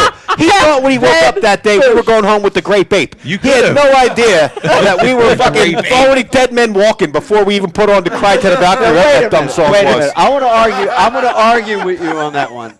I want Pete to chime in on I hate this. you, man. And Riz, Pete and Riz, because Pete, you have a lot of experience. I honestly believed that Brian and Dave had a chance fishing right there, and I'm going to tell you why. Dude, for 4 fucking weeks, they've released fish like we released yesterday. Maybe not that mass, but Close. I watched you guys, all the ladies, releasing those fish. And, dude, bag after bag of 3 to 5 pounders being dumped in one little area. That happened for 4 weeks. You know that train? ahead of that the tournament. train tracks? Yeah. They catch that back to the flats. So is that what happens? They Pete, gone, tell bro. me, what happens? Why didn't Brian win yesterday? I think they had a great chance because here's what the Northeast River gets done spawning before the rest of the bay does. So those fish are often feeding before the flats fish start feeding, right? So the flats fish are still that skinny, all spawned out stuff where the Northeast guys, man, they're already feeding. Their bellies are full, and you have you have active fish a lot of times. So, and I've seen it. I've been there in June. I've had better than 20-pound bags within the reach of their Torpedo boat.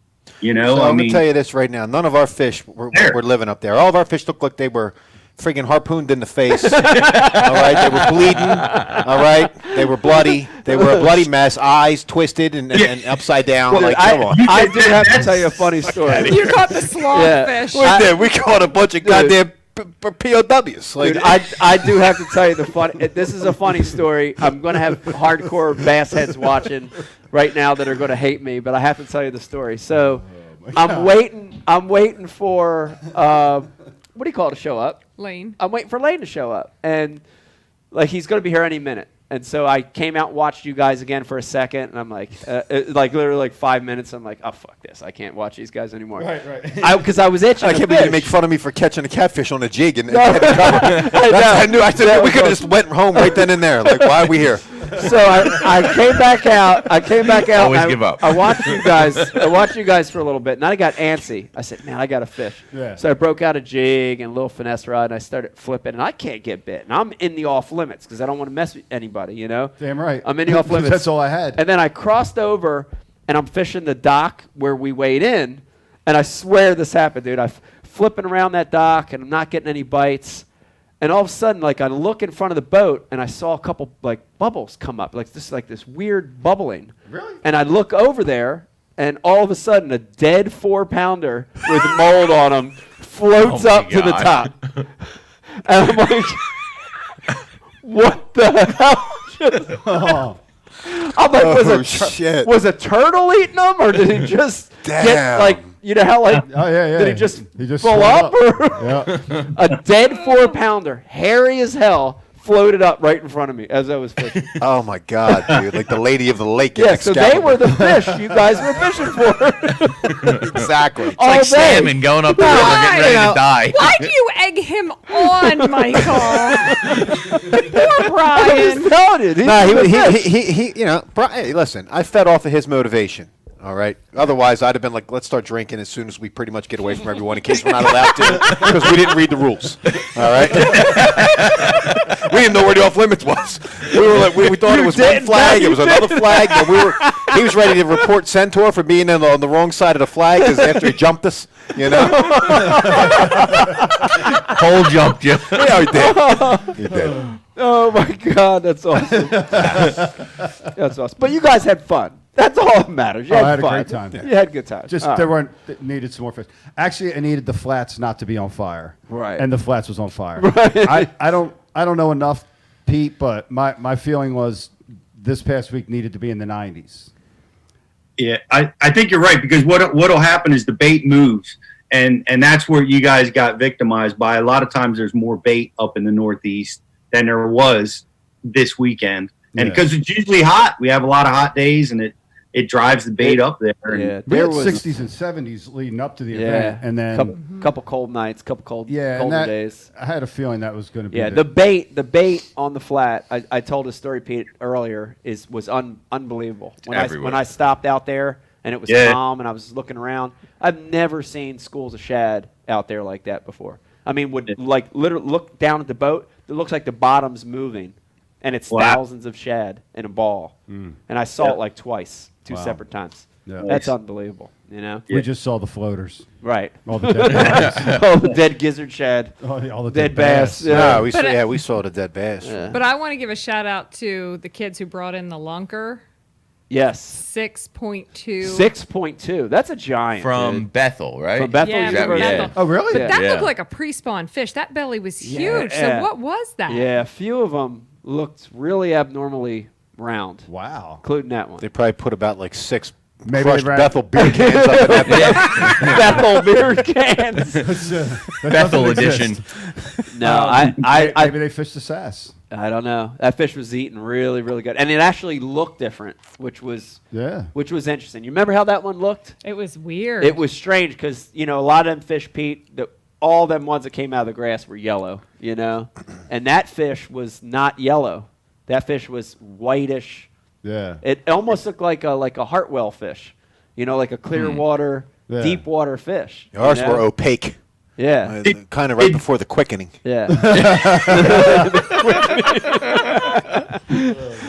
Did you hear any shimmer of life.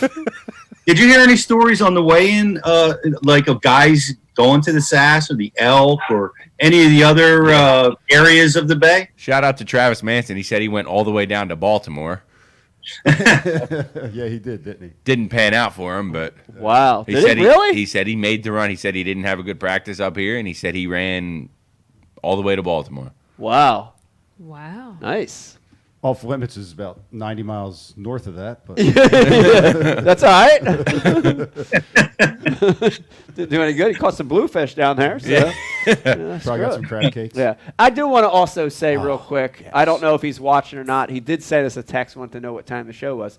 Shout out to our other good friends, John McGraw, Tom Hernishin, for fishing the event. It was great to see those guys. They got a major award. Yeah, they did. You should get John on the phone. Ask how much he likes fishing with me because he hates it. Ask John how much he likes it. Probably hates it too because he don't call me to ever fish. So I didn't think that one out before I posed that.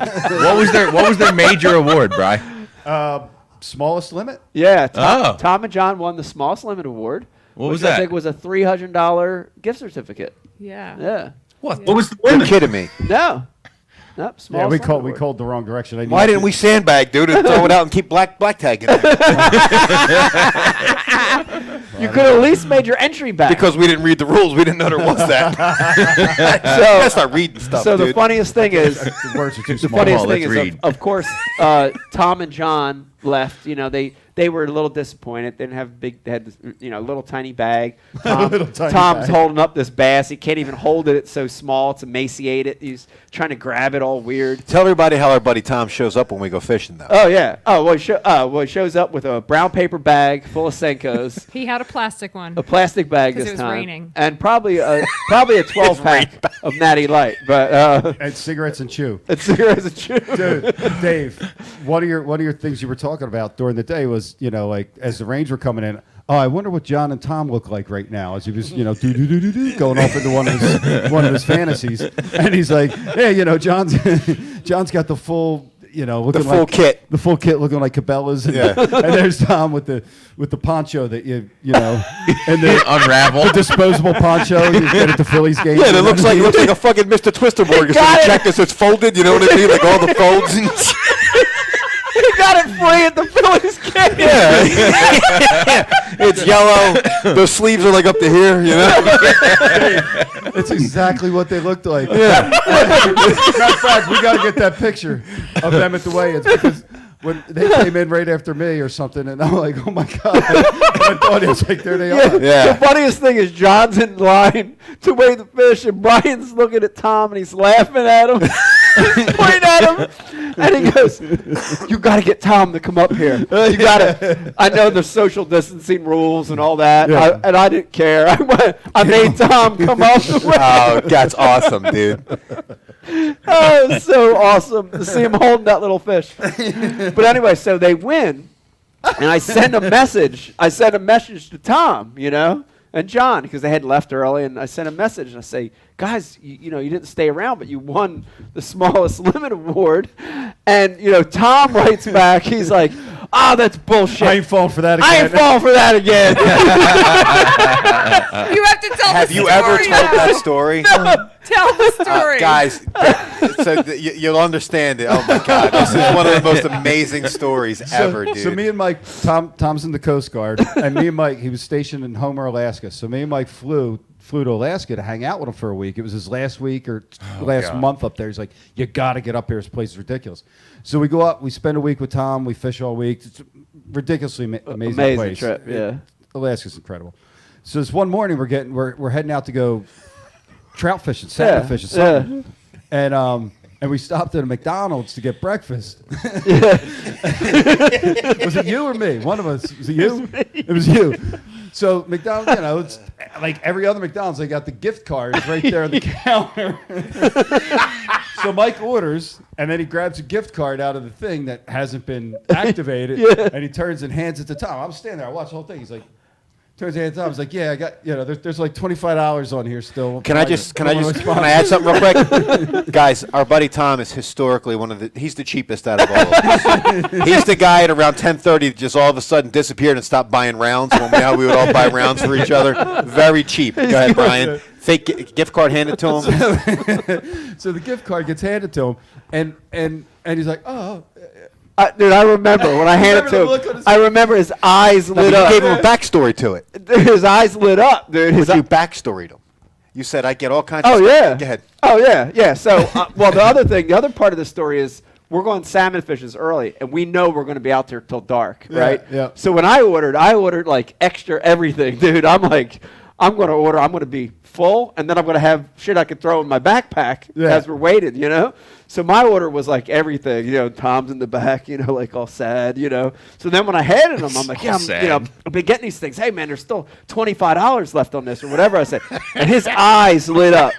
And all of a sudden, like everything on that breakfast menu became an option. It became an option for Tom. So he already had it made up. He was like Egg McMuffin, small coffee. But now all of a sudden, Pete, he's like seeing all these things. He's like Egg McMuffin, sausage McMuffin, bacon, egg, and cheese, large coffee, cream, sugar. I want an orange. I want 3 hash bread. Like it's this unbelievable order.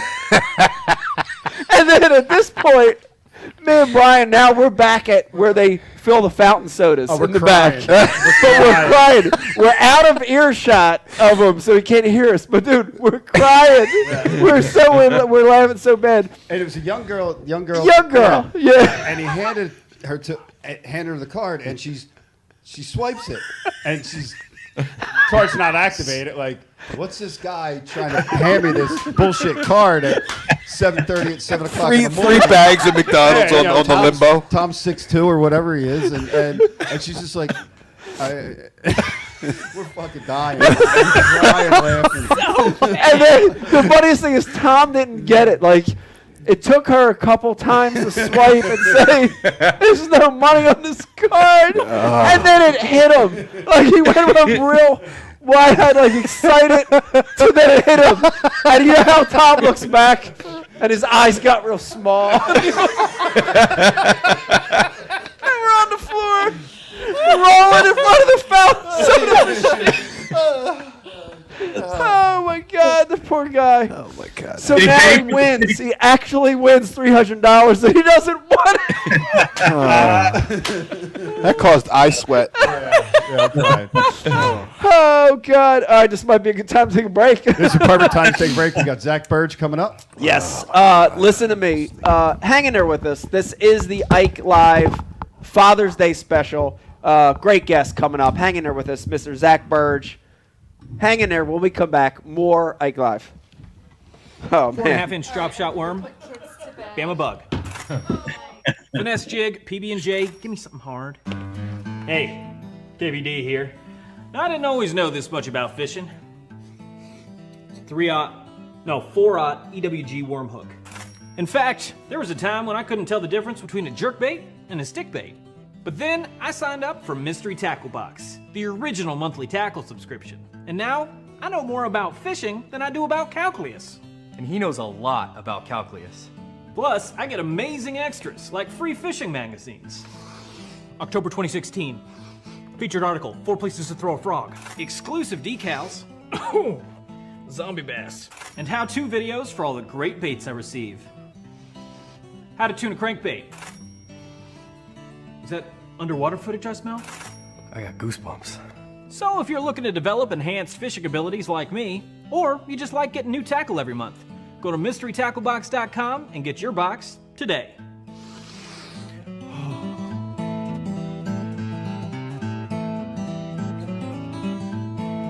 Ooh, live minnows. Is it lunchtime already? Nature's candy. Oh. Is he in my pocket?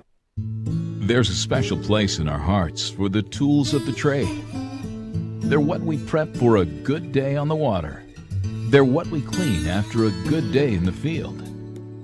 Flambeau's patented Z-Rust technology protects the gear of today from rust and corrosion. Z-Rust for the performance of tomorrow. Preserve, perform, repeat.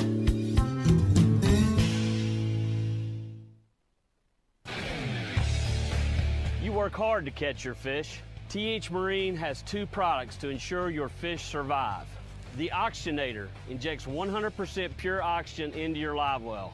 That increases fish survival by 35%. For the perfect combo, add G-Juice live well treatment.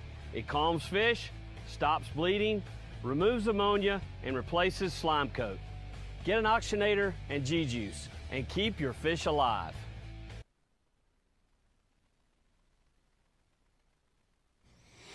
Four and a half.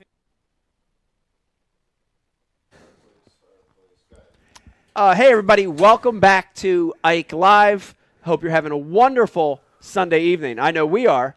Reason I know is we're drinking beers and laughing, which is a good thing. It is Father's Day. Want to take a second and wish all the fathers out there, stepfathers, father figures. Want to wish you a happy Father's Day. It is a tough job being a dad, so congratulations to you. Also, in the first segment, we usually say this, but I want to say it now. I want to send a thank you to our military, active and veterans, men and women. Thank you for what you do. Shout out to our firemen, policemen, EMT. Thank you guys for what you do. Really, really appreciate it. Brian, we are going to have a guest on next that I'm very, very, very, very, very excited about. Yes. Because this kid is the kind of angler that encapsulates a lot. Not just a good fisherman, but he's got a lot of other stuff going. So I can't wait to talk to him about that stuff.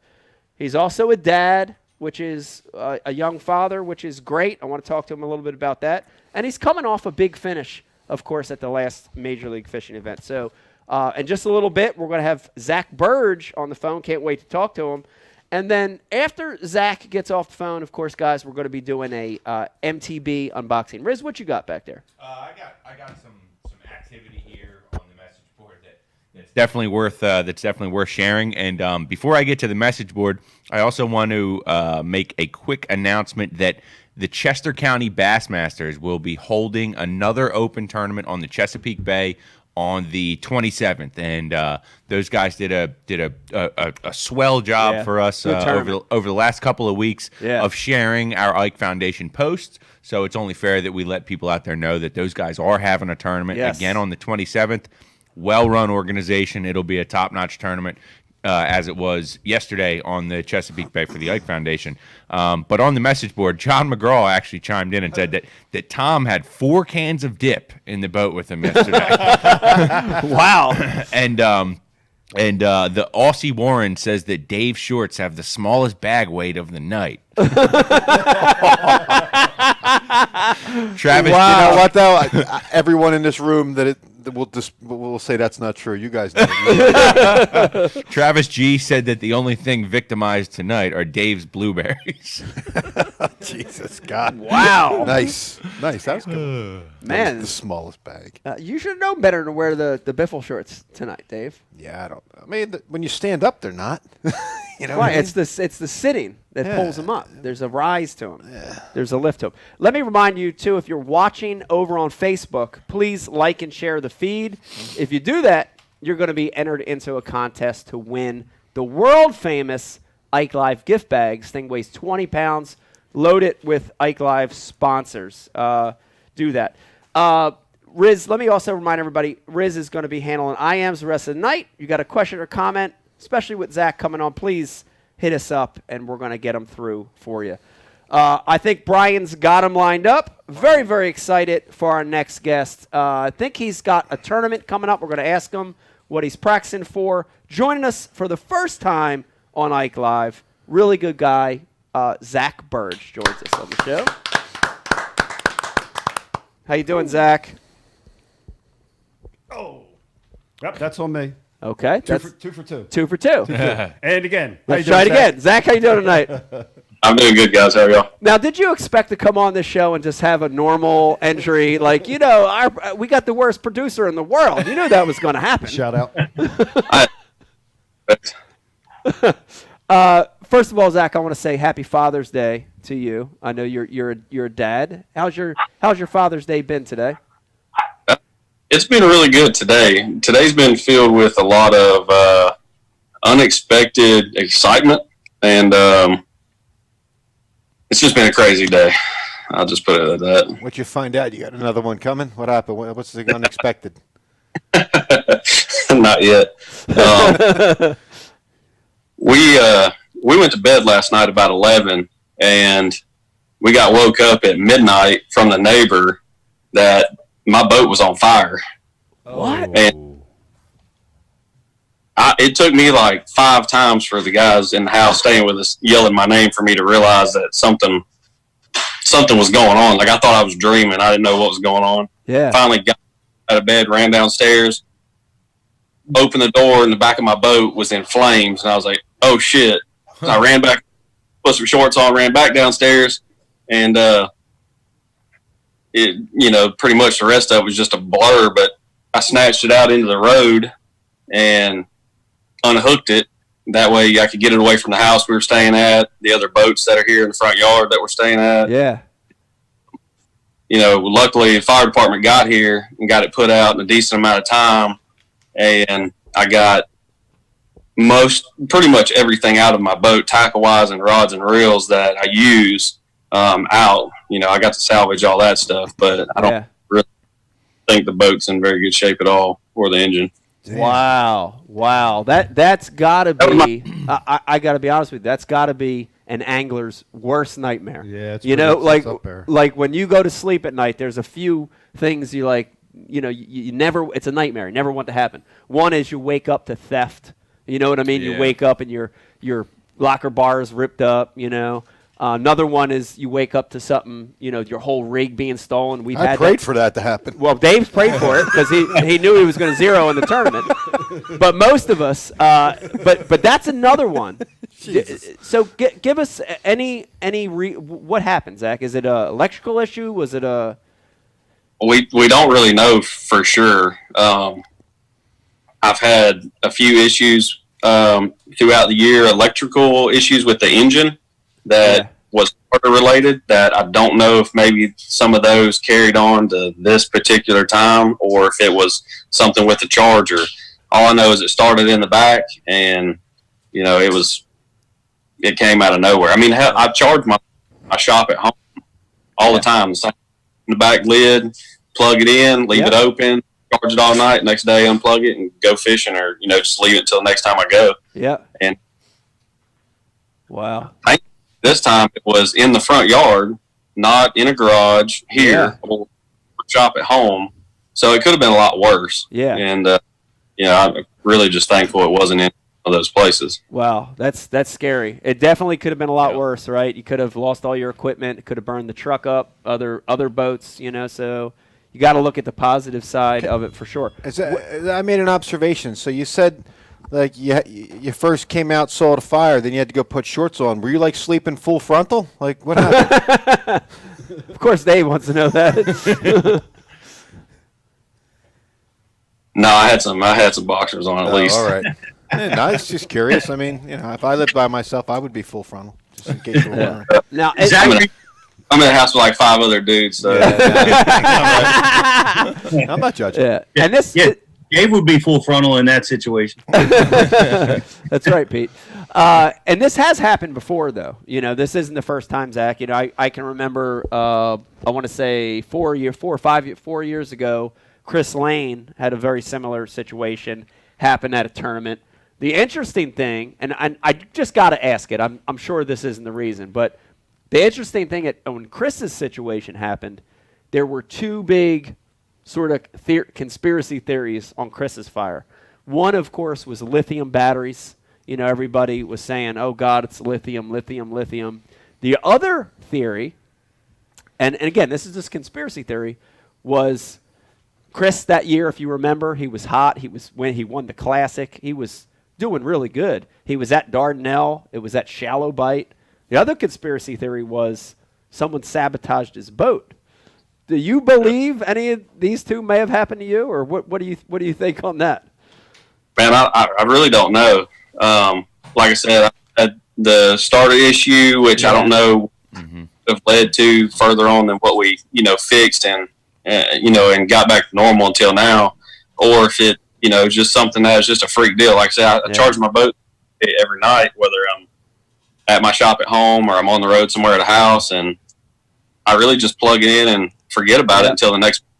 And I guess I just fell asleep because I was so out of it. I didn't even realize they were hollering my name from outside, and it was a cluster. Wow, that's crazy. By the way, where are you, Zach? I guess you're practicing for a tournament. Where are you at right now? Yeah, we're in Dayton at Lake Chickamauga, practicing for that Major League Fishing FLW Super Tournament. Yeah. How's it going? How's practice been? How's the fishing? I expect it to be a little bit better.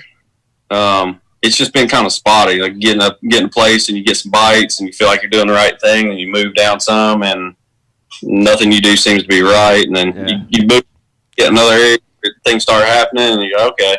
Yeah. It's kind of been spotty. I think it's like a weird time or just a weird situation here going on right now. I'm sure that's not the case for everybody, but yeah, dial it in. Yeah.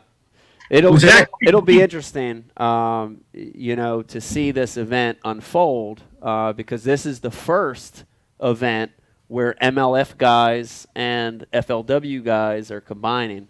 So it'll be interesting, I think, to see. I'm going to be following along, every day, not just with the fishing, but it'll be interesting to see, the feelings of the guys, because we talked about it, Zach, a few shows ago, and we had a couple people chime in that didn't want to say their names from the FLW side that were like, oh, shit, we don't want these guys over here. And then we had other guys say the opposite. They said, we want them here. We want to fish against the best.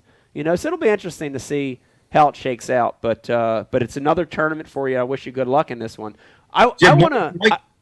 Mike, let me ask you a quick question. Yeah. Is your boat decommissioned? Are you out of the tournament? What's the situation? My boat was hauled down the road to buy a wrecker to, I guess, a lot. I got everything out of it, got it. When the fire department put out the fire, the whole boat was full of water. So all my tackle that was inside at the moment had, a lot of it got wet. So we put it on the back of my truck, backed it down the driveway, put it in the garage, put a fan on it, and just left it to dry overnight. This morning I got up.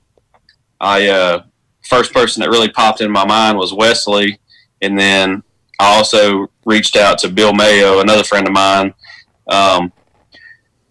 and both of them got back to me pretty much at the same time. Bill, I just jumped in the truck, started heading that way. Alan Glasgow, he let me use his brand new Bass Cat Puma.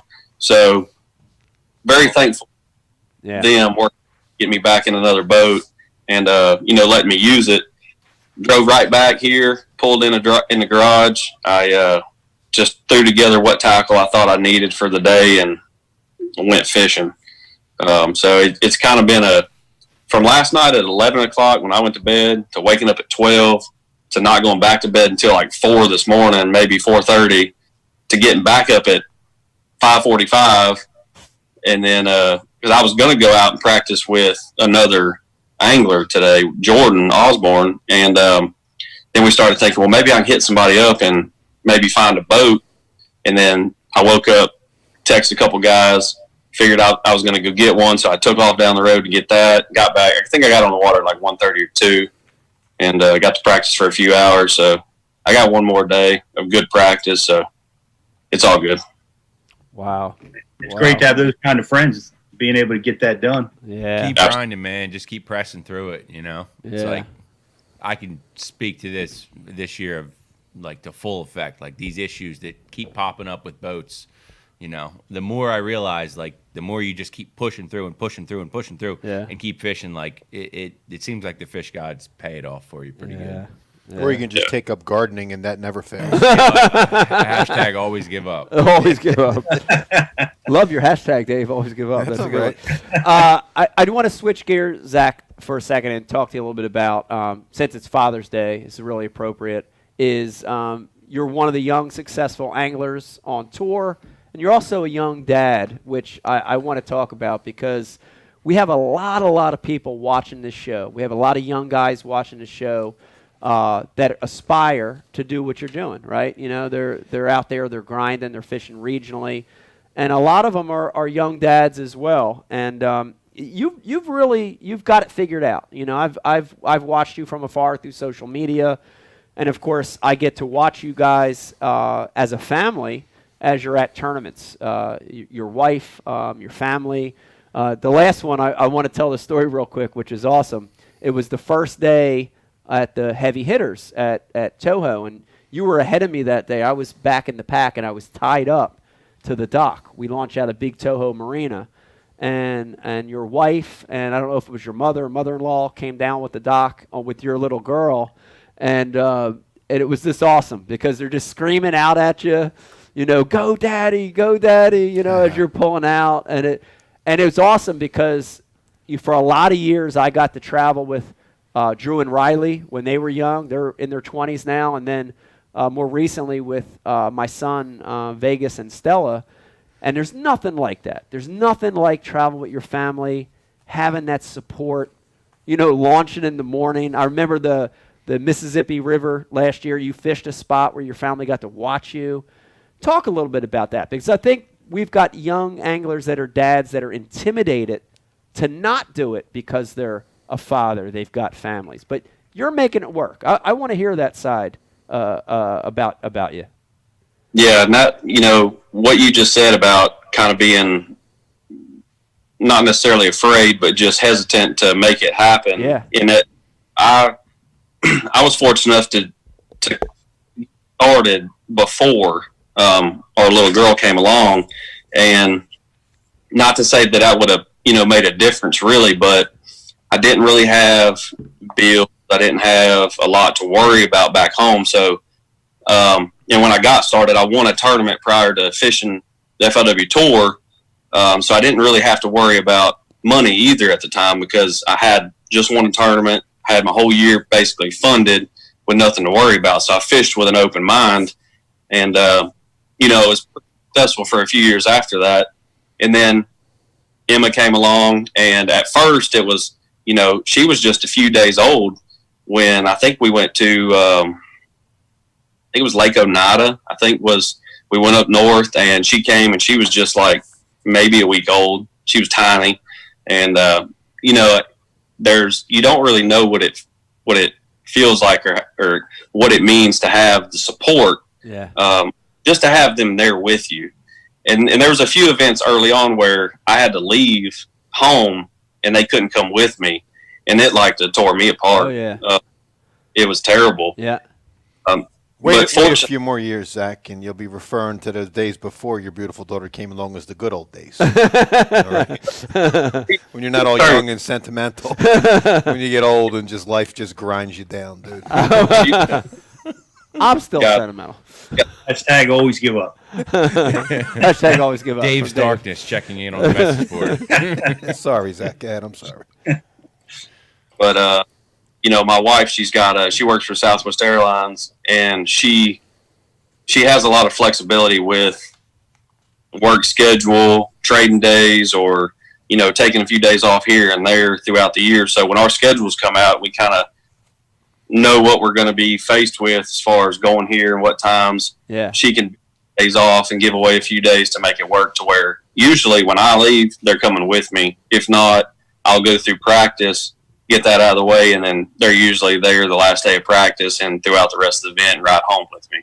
Yeah. So, if I had to go through a tournament or I was gone for like a month or something and they weren't there with me, it'd make it a lot harder, obviously, so I'm very thankful for the position that she's in and the ability she has to come with Emma to all these events. Yeah.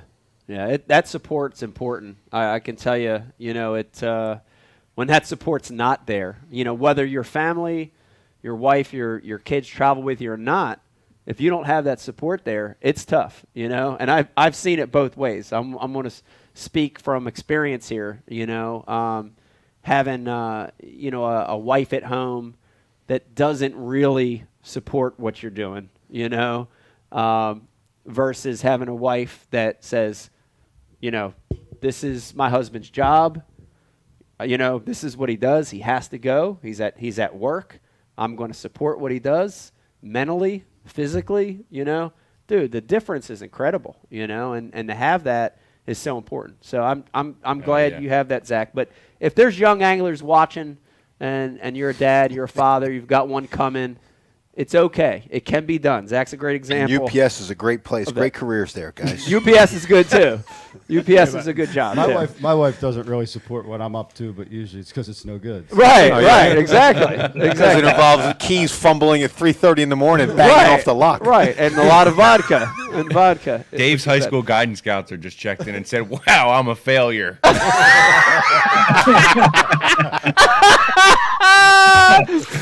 That's awesome. Oh, Who knew your guidance counselor was watching the show? Who knew? I mean, hey, this is a far-reaching show. Zach, I got a question. Zach, we're going to go back to the boat fire. Of all your friends that you travel with, which one's going to be one that don't park next to you no more? Who's the first one? Who's your first guy? Do you think is going to be like you're going to notice that his rig's no longer next to yours anymore? Well, this is actually the first time I've stayed with Brandon and Jared McMillan, and both of them, I think, are probably not going to let me park next to them. That's awesome. I want to switch it up again, Zach, and talk to you a little bit about the other side of fishing, which is another thing we hear a lot. And Pete, I want you to chime in on this as well. You're really good. But by the way, before I do this, I do want to read some of your stats, Bri, which is incredible. Not my stats. 4 years fishing at the pro level, 3 tournament wins. Great finishes at the collegiate level, FLW tournaments, and of course now at Major League Fishing. A lot of success in a short period of time. But the one thing I want you to talk about is it's not just fishing. And you're one of the guys that when I look at you, you do a really good job of the other side of the sport. Social media posting, interaction with your fans, work in seminars. Of course, you've worked for us at the Bass University. You do a really good job of that. And when the season ends, I see a lot of young anglers that just turn it off. They turn off. I'm done with it.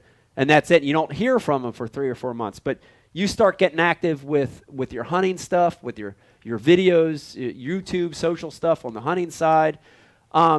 That's important. I don't want to throw any of the other young anglers under the bus. I won't mention any names, but a lot of them don't want to do that other 50% of the business. They just want to fish. You do a really good job of it. Talk a little bit about that. Did that come natural? Is that something you had to work at, or talk about that?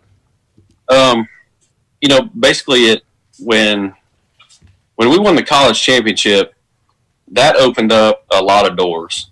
So it started pretty much then, and it's just been natural ever since then. I mean, I just do it, naturally, and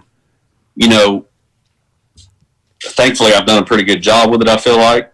And it, even through these times like we've been in the past couple months when, our stuff has been going on and we've tried to be extra, try to put the extra effort into it to keep sponsors happy and keep everybody happy. That way we can continue to do what we love to do. Thankfully, that's been something that's been very easy for me to keep up with. I don't really, every day I go out, I go fishing, and something pops into my head, and I make a post about it, and we roll to the next day. It's been very easy for me to do that kind of stuff. Yeah, that's awesome. I tell you, there's so many, again, I would never name anybody, but there's so many young anglers that just want to fish. And I cannot stress, how important it is that you do the other side of the job. You do the other side of the business. And, that's what gets you through. The promotions, the marketing, the social media, the dealing with the public, the branding. But Mike, isn't that true across the whole spectrum of business? Guys like you, Skeet, Kevin, right? I think it's true, but the reality is that you're not always going to catch them. You're not always going to win tournaments, and you have to be able to do the other side. So it's very, very refreshing to see you doing that, Zach. Let me weigh in just a little bit on this because and I noticed it too, Zach, when I was preparing for the show and watching how active you are and all the things that you're involved with. I think it's amazing. But when you're a young angler, Mike, and I think this you're trying to become awesome, right? So maybe you're not. You've got. Like, in order to be the best football player in the world, you've got to consume yourself with that sport. Yeah. And that's the same thing at fishing. You've got to consume yourself with fishing, but you've still got to do the sponsorship game. So you have to try to find that balance where you can grow and because you recognize you're still trying to get great. You're still trying to be your best. Yeah. And you got to try to find that balance. And for years, it's been a struggle, Mike, right? It's like, is doing all the sponsorship work and social media and stuff, is it distracting you from becoming your best self as an angler? Yep. And how do you balance all that stuff? It's been a hard thing, but you're doing a great job with it, Zach. I appreciate it. It's been something that even during like our off season, I'll put content together all year, and then I'll have enough to where I can post it all through our winter months when we're not fishing tournaments. And what I've tried to do with the hunting stuff is partner with companies that I can continue to just do 365 year round, and to where it's all natural. It doesn't seem like I get away from fishing, get into hunting, and I can continue to work for people all year long instead of 8 to 10 months, and then I take a couple months off. I want to do stuff for them all year because it's natural, and I love hunting probably just as much or more than I do fishing. I just happen to be able to make a lot more money at fishing. Well, some of the people on Facebook are saying is, what's happened to you recently with your fire and stuff. This is a great opportunity to move on from Evinrude. Yeah. It's a terrible situation of what happened, but I will be moving on. I really hadn't put much thought into it where I'm going to go from here. First year, I'd actually gotten what I feel like is a legitimate engine deal, and something I was pretty proud of. So I don't know where it's going to lead from here. I haven't reached out to anybody yet. I'm just going to continue to fish the rest of the year, do my job, and when the time comes, I'll try to make something happen. Well, I think you're going to be all right. Your fishing skills this year especially have been really, really good, Zach. Great performance this year so far. I want to talk a little bit about that. You're coming off a big one, top 10 finish, Major League Fishing. I really want to talk about it because I was at the bottom 10% of the field, and you were at the top. You had a great event.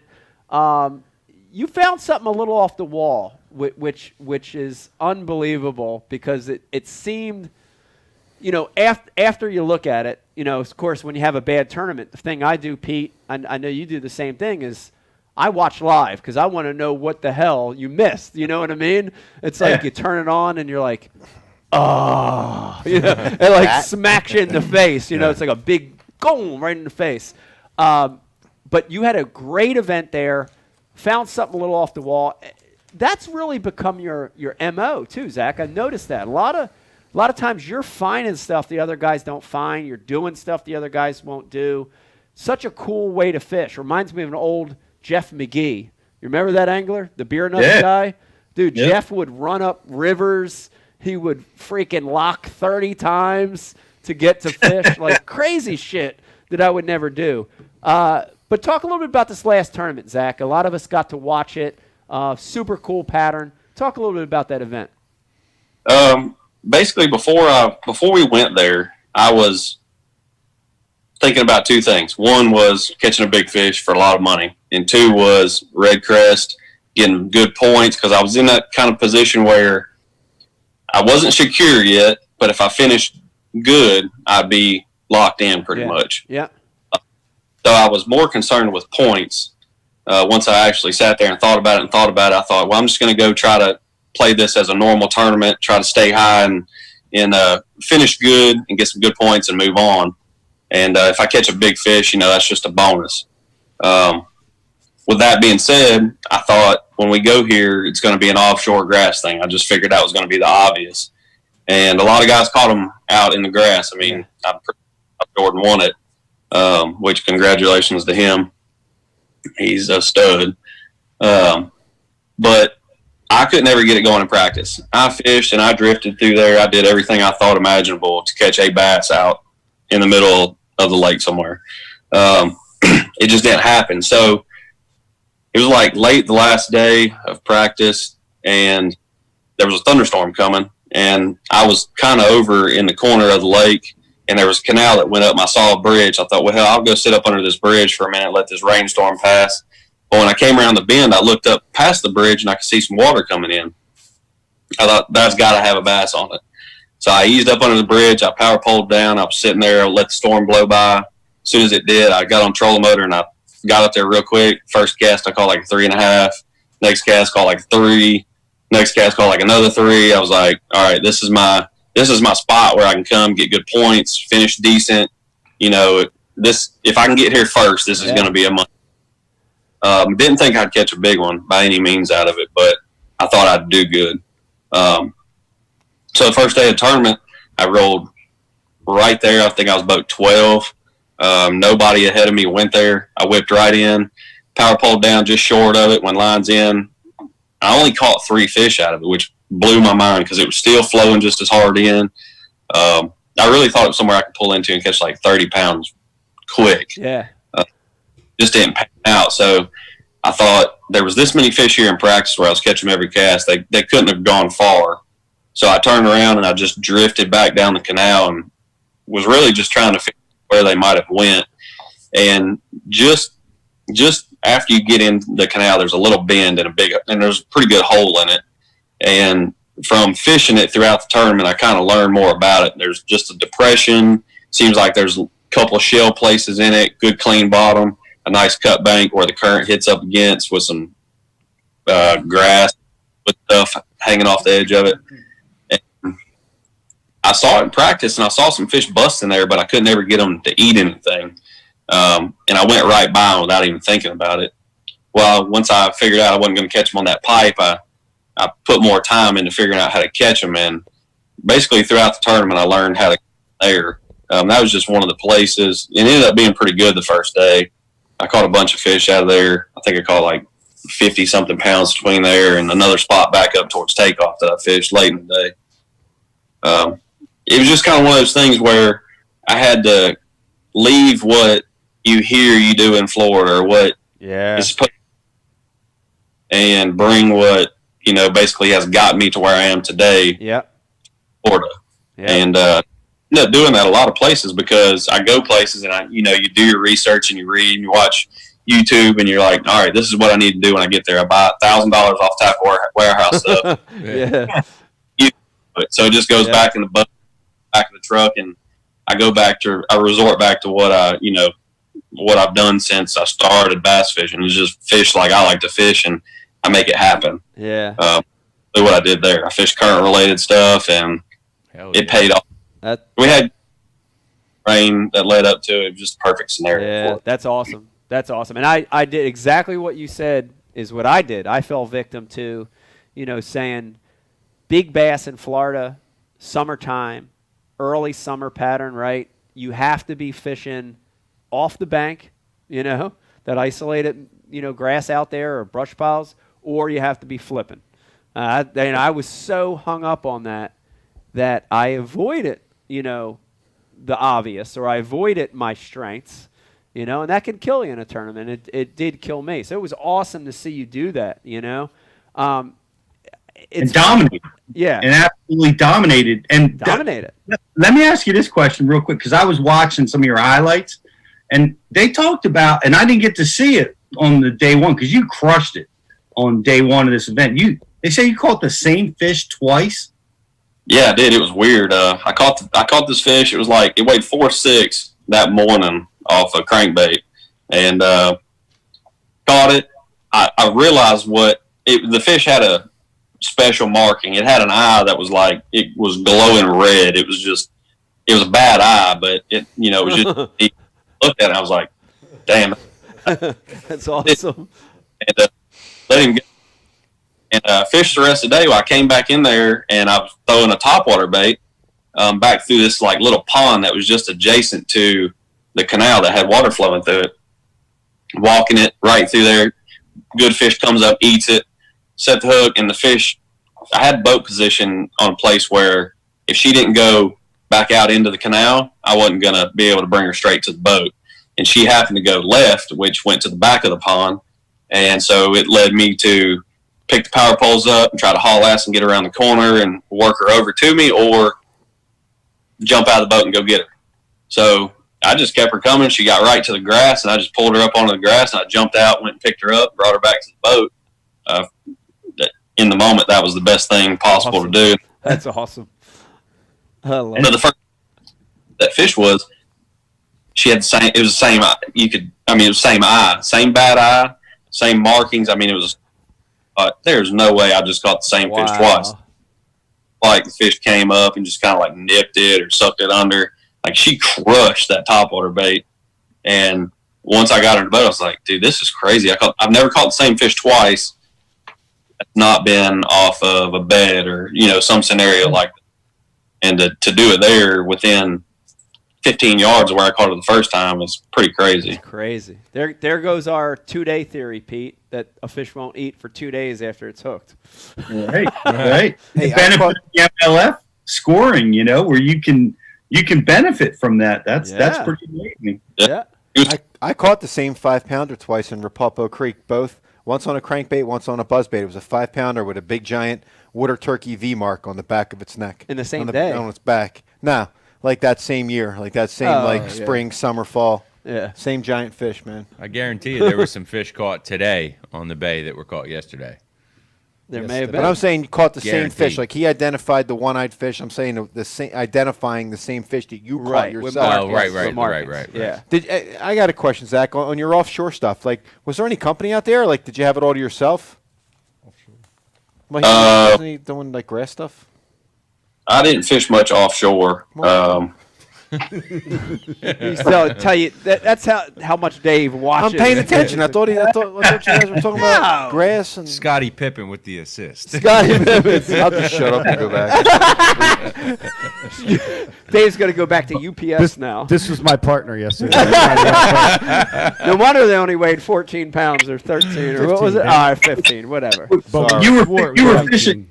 You were fishing up a creek and.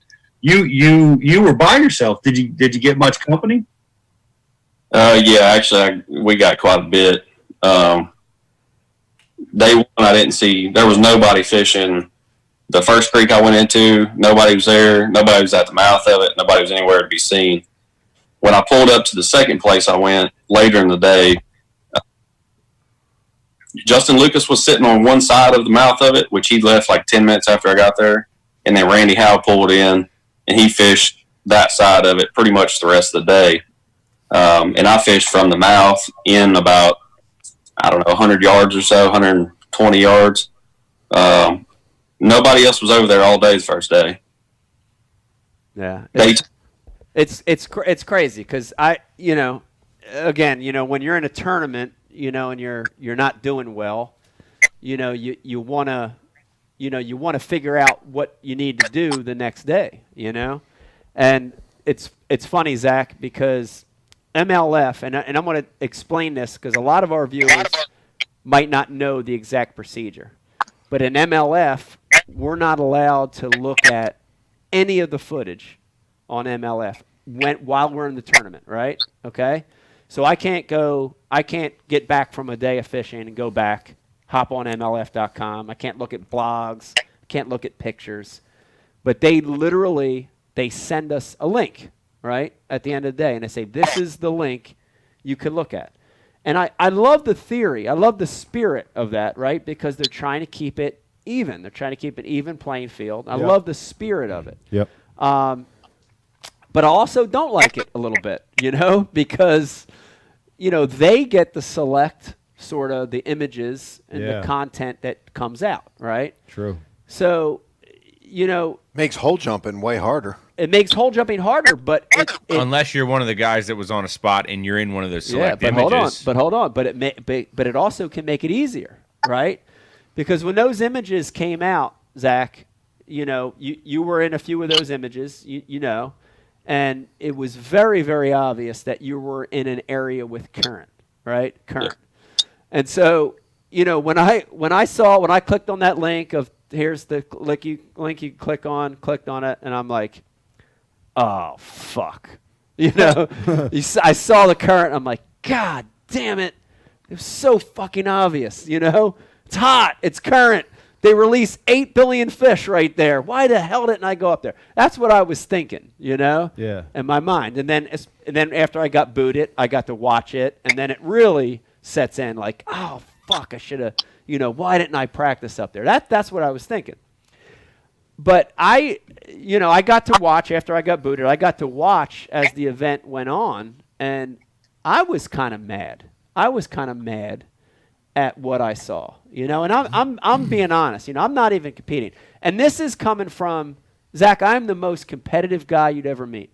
I'm serious. A lot of guys, I get a bad rap because I'm competitive. I'll get right in somebody's grill if I found that spot. If I don't think I'm encroaching on somebody, fuck yeah, I'm gonna pressure it. He's cut our throats, Zach. He didn't even find a spot. Believe me, this is coming from a guy who is. I've done it all. But in that one, I was like, fuck, I missed it. That was my mindset. I missed it. Yeah. And I'd just be honest with you. I was frustrated. I was frustrated watching it, watching what happened. And I was questioning. What happened? I was frustrated with guys coming in that weren't there the first day, weren't there that up there with Zach in his round.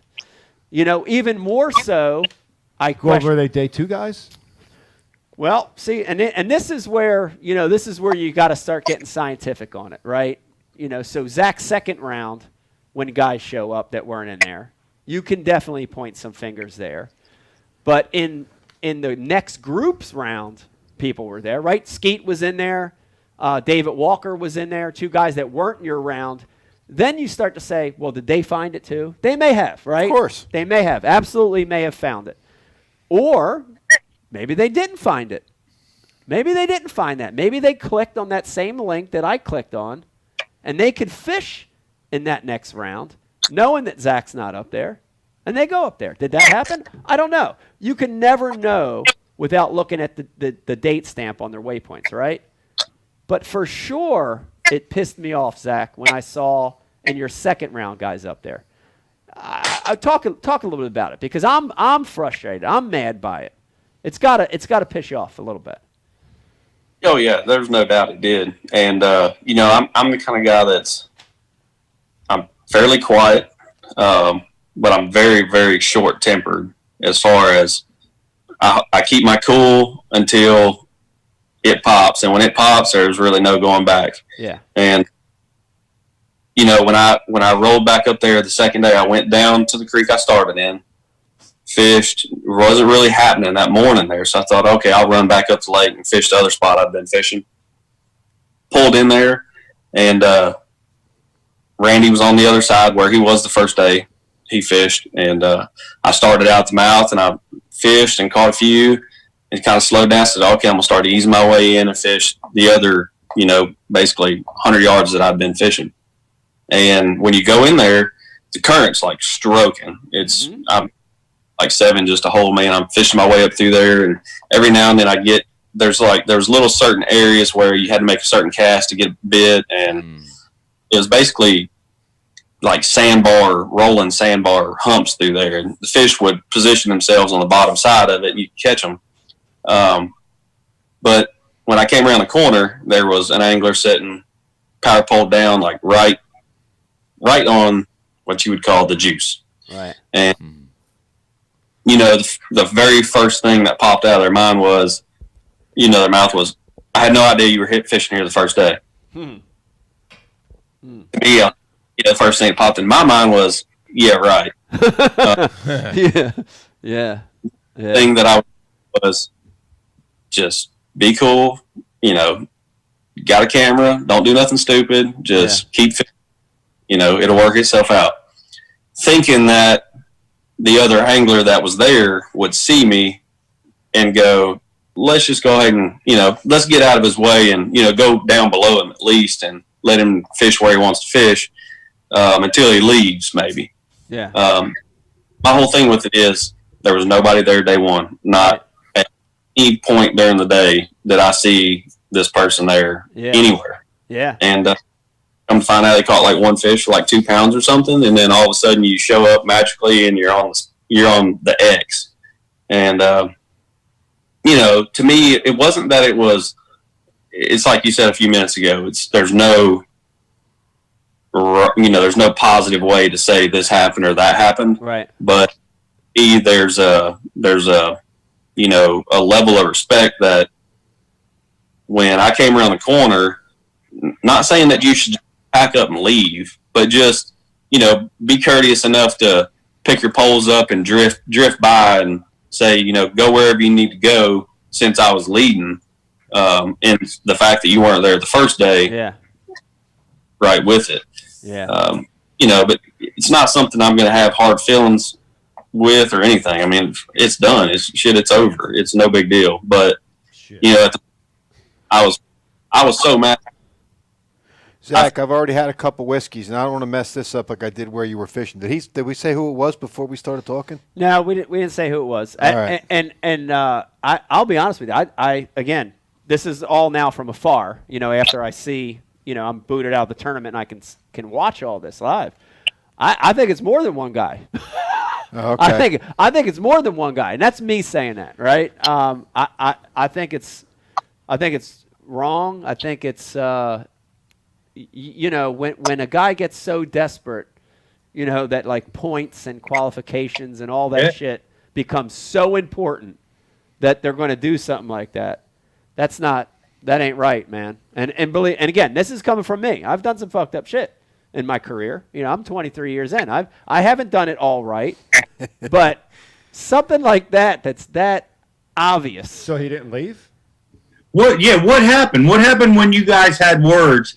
What was the next? What did you do and what did they do? What I did was I knew how my temper is, and I didn't say. All I said was I fished up to about right where you're sitting, and that was all I said. And then I knew if I kept going, it was gonna spiral out of control. So I didn't say anything. I fished right in there for a few minutes, and I just drifted back down the creek. And I decided to run back to where I started just to get away from it and take my mind off of it. For me, being in that situation where I was, if I'd have kept fishing there and kept thinking about it, it would have factored into how the rest of my day played out. And I didn't want that. So when I knew that he wasn't going to leave, because there were several times where he'd pick his power poles up, and I guess his trolling motors were already burned up from sitting in the current all morning, to where he'd pick his poles up and he'd crank his big motor up and he'd spin the boat around and blow out the creek and then ease back up and pole down. I was just like, dude, I got to get the hell out of here. This is just making me. Yeah.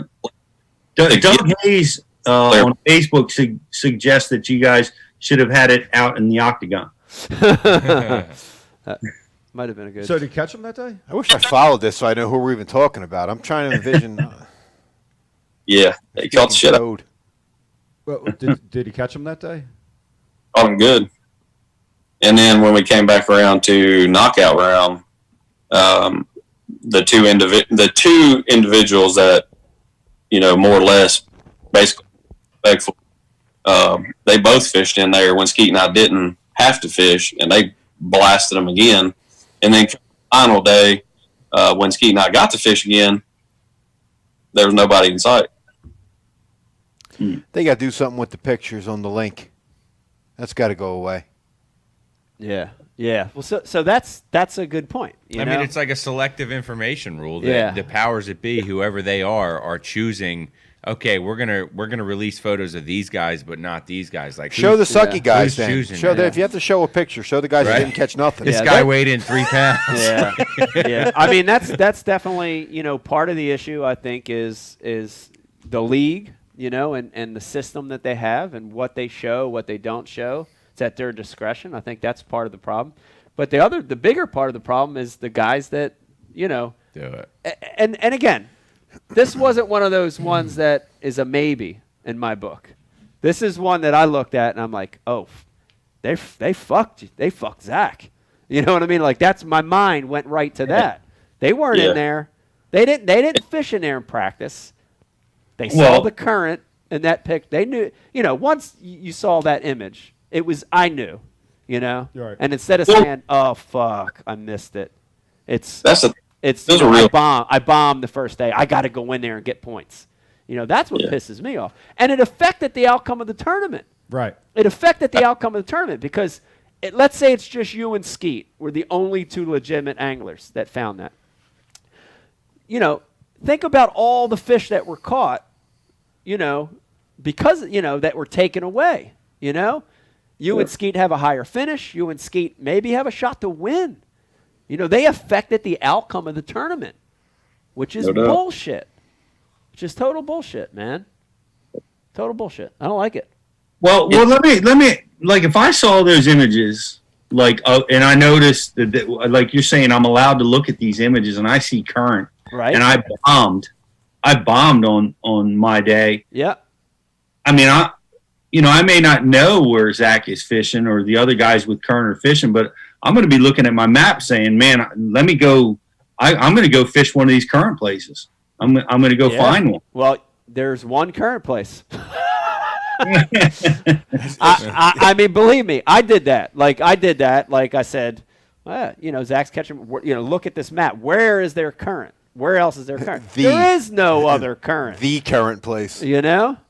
There's very few places. If it's not that one creek, it's got to be like a pipe flowing in or something, or kicked on, pumping out flood water. And it's not so much that the sizzle reel thing is. I mean, that's legal for us to watch. They want us to post it on social media, but at the same time, this person admitted to seeing it was a current related place and going, just like you said a few minutes ago, damn, I need to go fish some current related places. And, that effectively changed the outcome of the tournament. Changed the outcome of the tournament. So is this something, now I followed it along with it a little bit when it broke a week or so ago. I heard that MLF was investigating. Is that true? Has anyone heard anything like that or no? Just a social media rumor? Something like that. And, the sizzle reel thing's supposed to be being modified. Rethought. Okay. There's certain things where the sizzle reel doesn't affect it as much, or if at all, like it did at this particular situation. And I think if they should have been more. I don't necessarily say they lacked the knowledge to realize what was going on. Right. Tell everybody else exactly what's going on or what, but there's certain things you should and you shouldn't post, and that was one of the things that really just they showed your hand by doing that sizzle reel like that, and whoever was in charge of that, should have known that that's not what should have been, There were a lot of mistakes made. I mean, that's basic. That's basic. We all know that. You see a guy practicing. Yeah. See guys practicing that catch one, and he'll act different if other boats are around. Right. So I mean, that's Right. We caught a 2-pounder the other day and had a guy do a U-turn and pull up right next to us. Right. Right. Right. I mean, but then I got in trouble for asking what he'd sound like if he was a bird. I mean, in my opinion, there were a lot of mistakes made. The first mistake is, is this sizzle reel thing? Is this the right thing to do? The production guys at MLF, they're not fishermen. Yeah. They don't know. And here go the production guys affecting the outcome of a tournament. Right. Travis on the message board said that we'll all be able to see who it was in 17 months when it airs on TV. Right, right. That's awesome. Yeah. That's true. The other point of it which makes me mad is we have a sportsmanship rule in Major League Fishing, right? We have a sportsmanship rule. To me, this is a break-in of a sportsmanship rule. They're fining me for saying fuck and damn and shit. They're fining me every other tournament, but they're going to let something like this, which is a clear violation of sportsmanship rule to me. So that's another stupider problem. than face masks. That's another problem. There's a lot of problems, but the main problem is the anglers themselves. Once again, it's corny, dude. Those guys, we don't have to say the names. Those guys that moved in knew exactly where you were fishing, Zach. They knew exactly where you were fishing. And instead of saying, damn, I missed it, or damn, let me go find current somewhere else, they just went in and fished. That ain't right, man. Nah. That ain't right. It's been a totally different outcome had I seen them there day one. Right. If you're in, great, come on back and fish it again. Fish as much as you want. Yeah. But not be there at all, to not be seen on the whole lake itself. Yeah. And then show up because you saw it in sizzle reel and show up right on. Yeah, it's messed also up. Interesting that the two guys are friends that showed up in there too. That's interesting. When you're not supposed to talk to each other. But anyway, that's another subject. Is that true? You're not allowed to talk even with... No, you can't talk to your buddy about like where to go or what to do. I mean, You can't? No, you can't talk about fishing at all. If you've got your friend that you're rooming with, like I room with Ish, once in a while, and like it's very uncomfortable because you can't. Like it's to the point. What are you talking and about? The two of them showed up in that spot? Yes. So day one, neither one's there. Right. Day two, one of them's there. And day three, two of them are there. I'm just come saying. on. I'm just saying. Oh, jeez. I'm just saying. Good job, MLF, on doing nothing.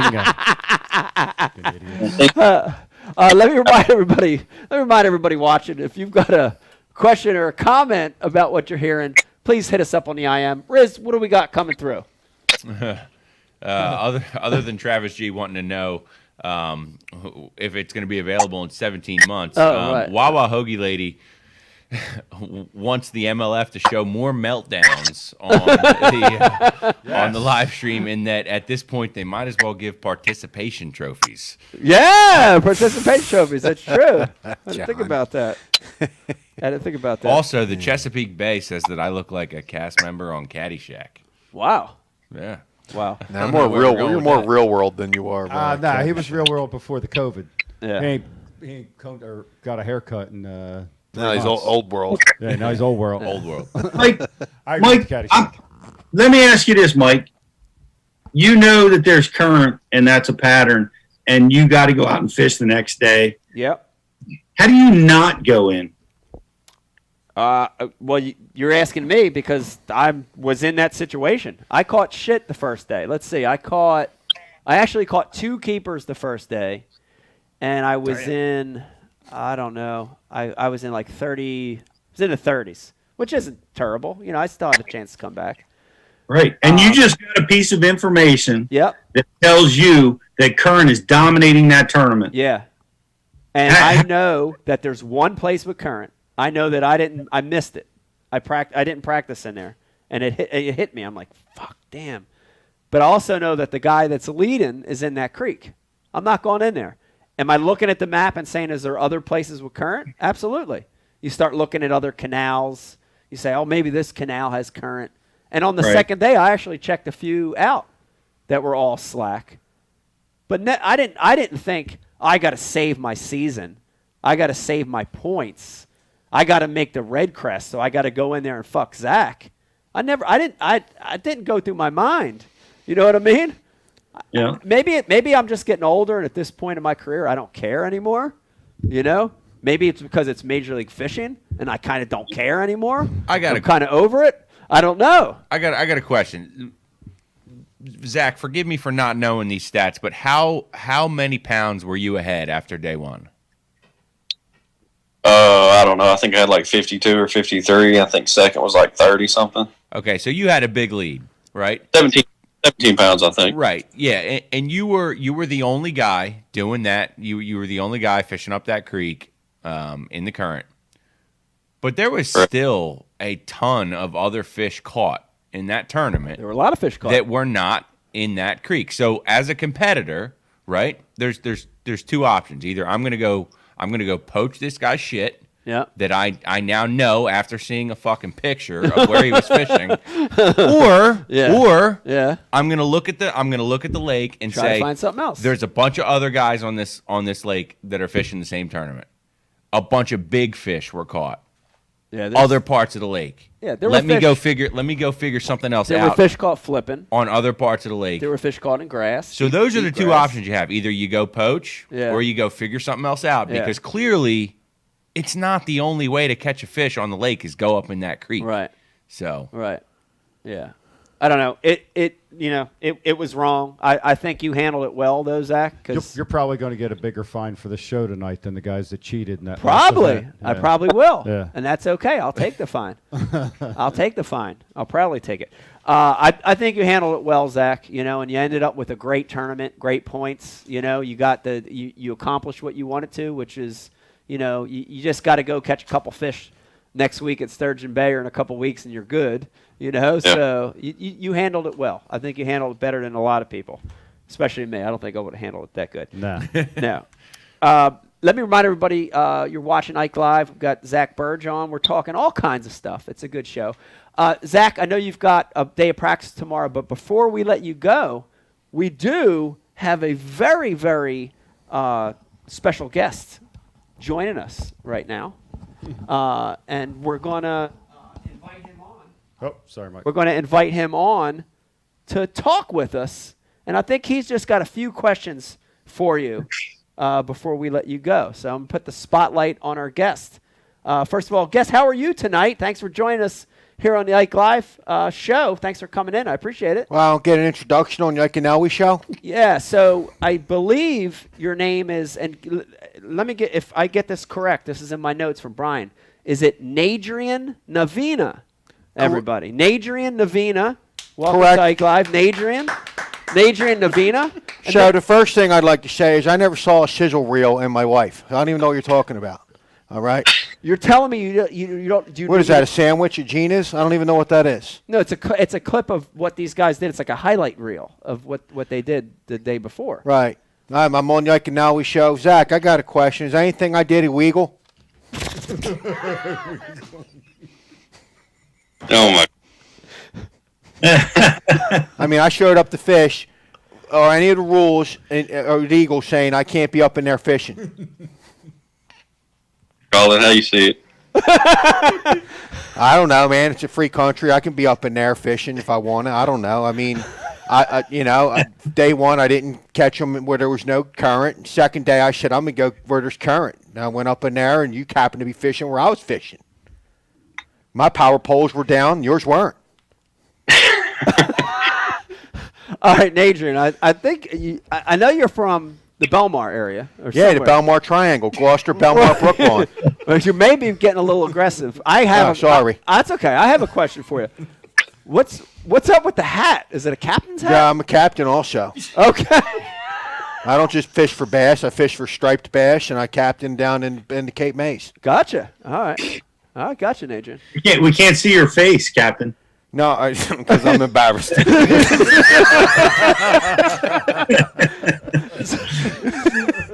Thanks for making me break character, Kuzik. I didn't even know what you're talking about. I didn't know you were still on the show. Nadrian, did you have any other questions or comments for Zach? I mean, No, hey, Jack, good job for finding my spot. What do you think about that?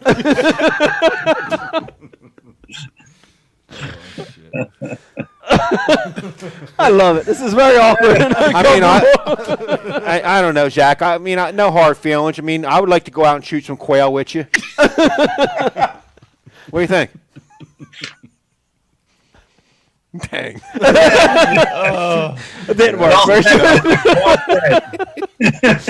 All right, Adrian, thanks for coming in tonight. Yeah, no problem, Iaconelli. Thanks for having me on.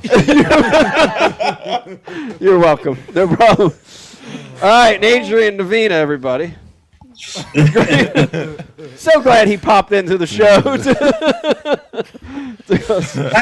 Sounded like Ed Bassmaster. It did. It was a little Ed. In there. Fresh out of Belmar Lake. Yeah, exactly. For people that don't know, like in our area, like we have Delco, which is Delaware County in Pennsylvania. We have Lower Bucks County, which is above Philadelphia. And we have all of like the Bridesburg, Fishtown area.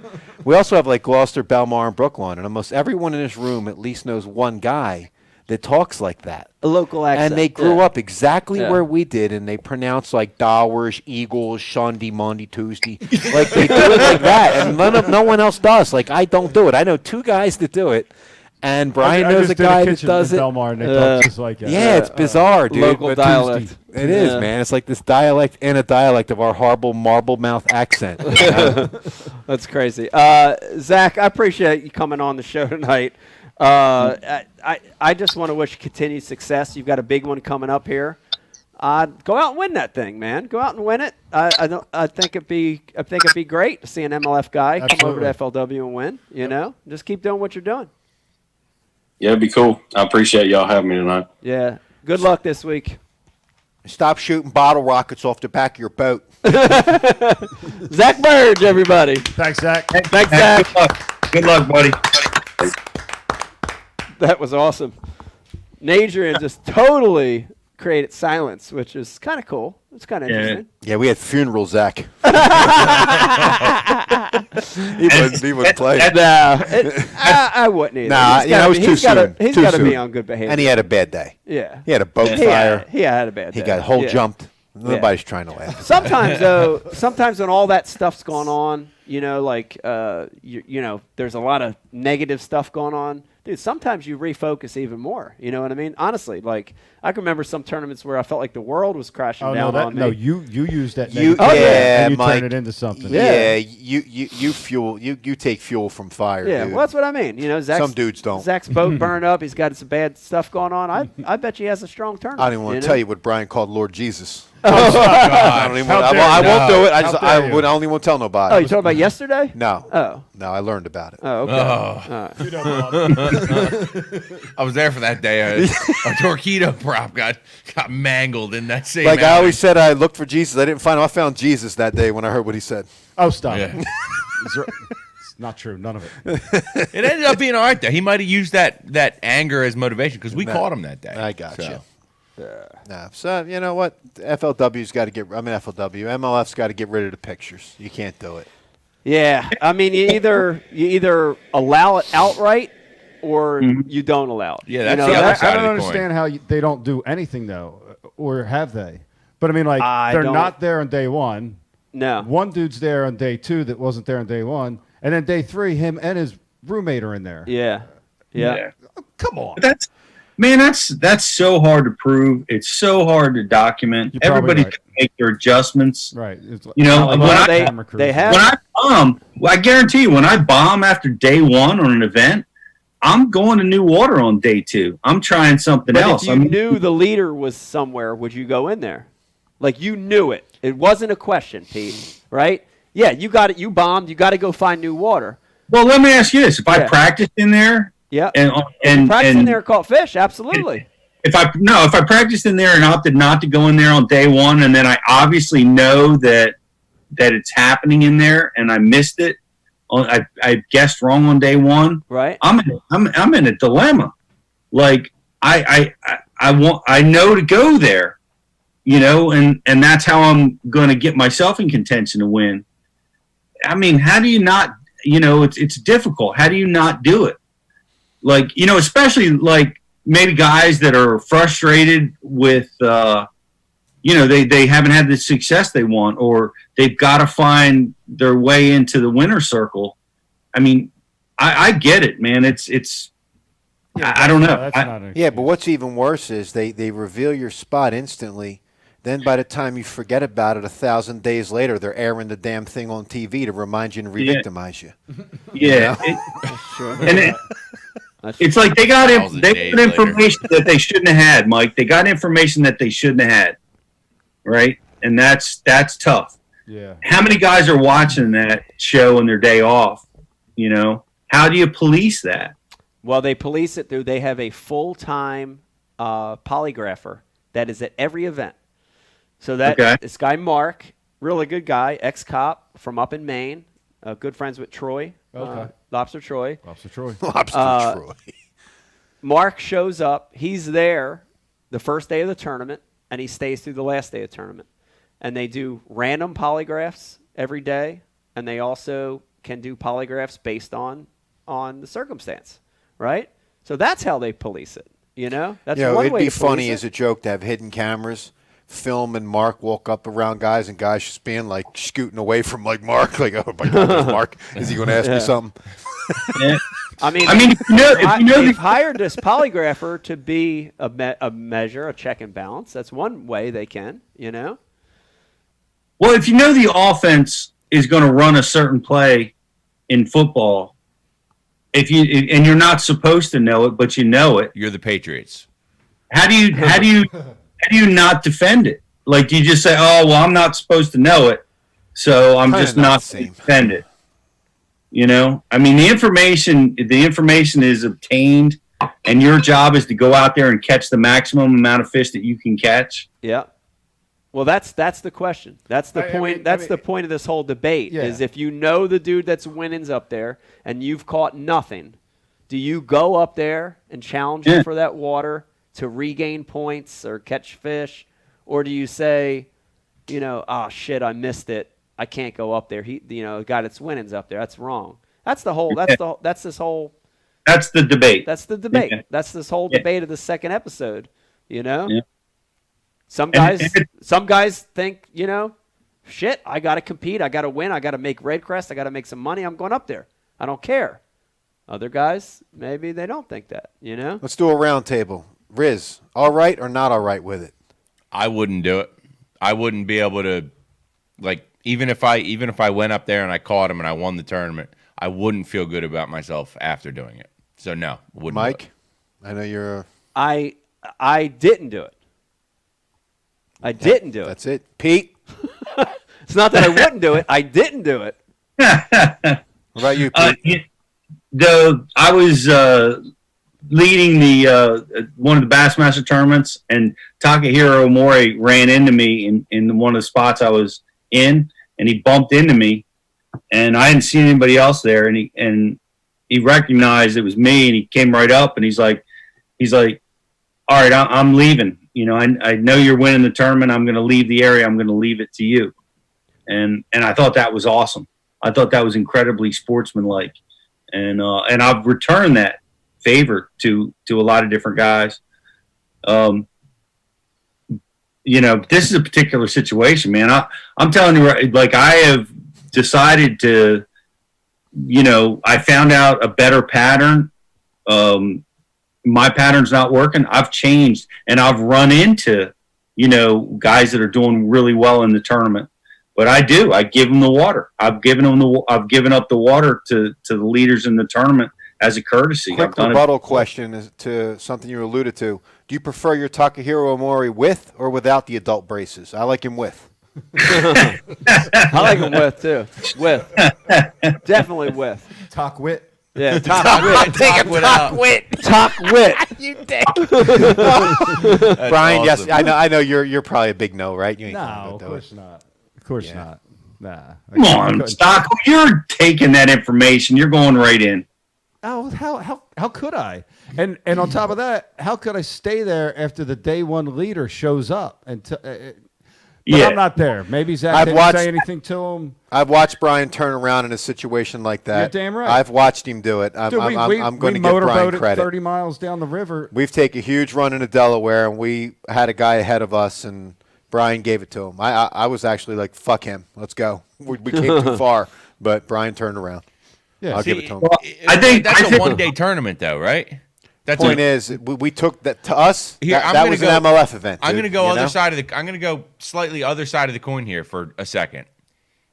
If I'm fishing in a 1-day tournament, right, and in practice, I know I found the same stuff that somebody else found. You never really know, but go ahead. Well, okay. So I show up to a spot, right, and I know in my heart that I did not find that spot by looking at another boat on it. I know that I found it through my own efforts. I may start in that same area or fish that same stuff. I'll give the person space, but if I know that I didn't poach that spot by looking at somebody else catching fish on it, I think it changes things in that aspect because You're right. In a 1-day event where you both had the same practice time and you practiced it, you were there by yourself. That guy practiced it, he was there by himself. Well, you both put in the work and you both found the spot. You share the spot. We may have learned of that spot through surreptitious means. Like, I showed your friend, and now you sons of bitches are here, so we turned around. Yeah, I can speak to that. If I had advice for Zach in that situation, is when I pull up and I confront and the guy says, "I didn't know you were fishing in here," and I would have said, "I'm fishing in here now. Get out. Leave it to me. I'm leading the tournament. Communicate. True. Yeah. Ask for what you want, and try to get action that way." Yeah, and this makes me think of the situation with Carl and Boyd. Boyd Duckett. Yeah, Boyd Duckett. Happened a number of years ago, and I think Carl will look back and say, he could have addressed Boyd more directly on day one or day two when Boyd was camped on top of. Boyd OG'd him. He camped on day one leader's stuff, and I think Carl takes some responsibility for not. He was young, and not as experienced, so. It's so hard. You're not at your best self. Your adrenaline is fired up. You're redlining. You're wheeling up to your spot. It's not going your way. Somebody's there. I mean, it's so hard to find good communication skills. It does not affect your fishing very good usually either. When you pull up on something, and I'm speaking out of my ass here. Like I can't even begin to speak on this with you guys, but like I'll say just yesterday I pulled up on stuff that I've been fishing, and there's somebody else dead nuts on top of my numbers, and sure enough, the first 2 bites of the day, I drop them. I had choice words I had choice words before I even made my first cast when I saw the person there. And, to my own fault, I let it get in my head. And it straight up, I think it affected my fishing. And it's one of those things. You got to communicate and try and keep your head.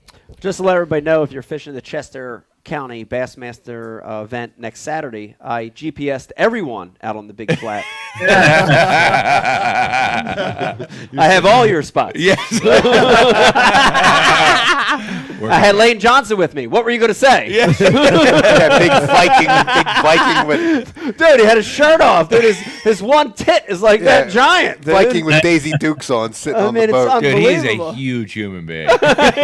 He was impossible to miss on the boat when you were going across the flat. The funniest thing is, so Pete, we fished. This is a great story. We fished, and I didn't want to get nobody's way. So after they didn't bite around the ramp, which is the off limits, the only other place I could think of is up in the rocks. So I took my boat further than I've ever been, the Upper Susquehanna. Nobody is up there, thank God. We fished, and we caught a couple, Any smallmouth? We caught some smallmouth. We caught some little brown ones. And Lane ends up catching a good one up there.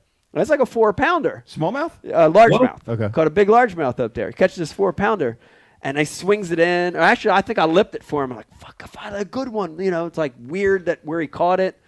And I'm like, let's get a picture, And so his buddy, his handler had the camera. And, I was standing next to him with the thumbs up. And it's funny because I took a couple pictures and I'm like, oh, I'll make a post about it. When I got back and looked at it, dude, the fish looked like it was like 1.5 pounds. I swear to God it was a 4-pounder.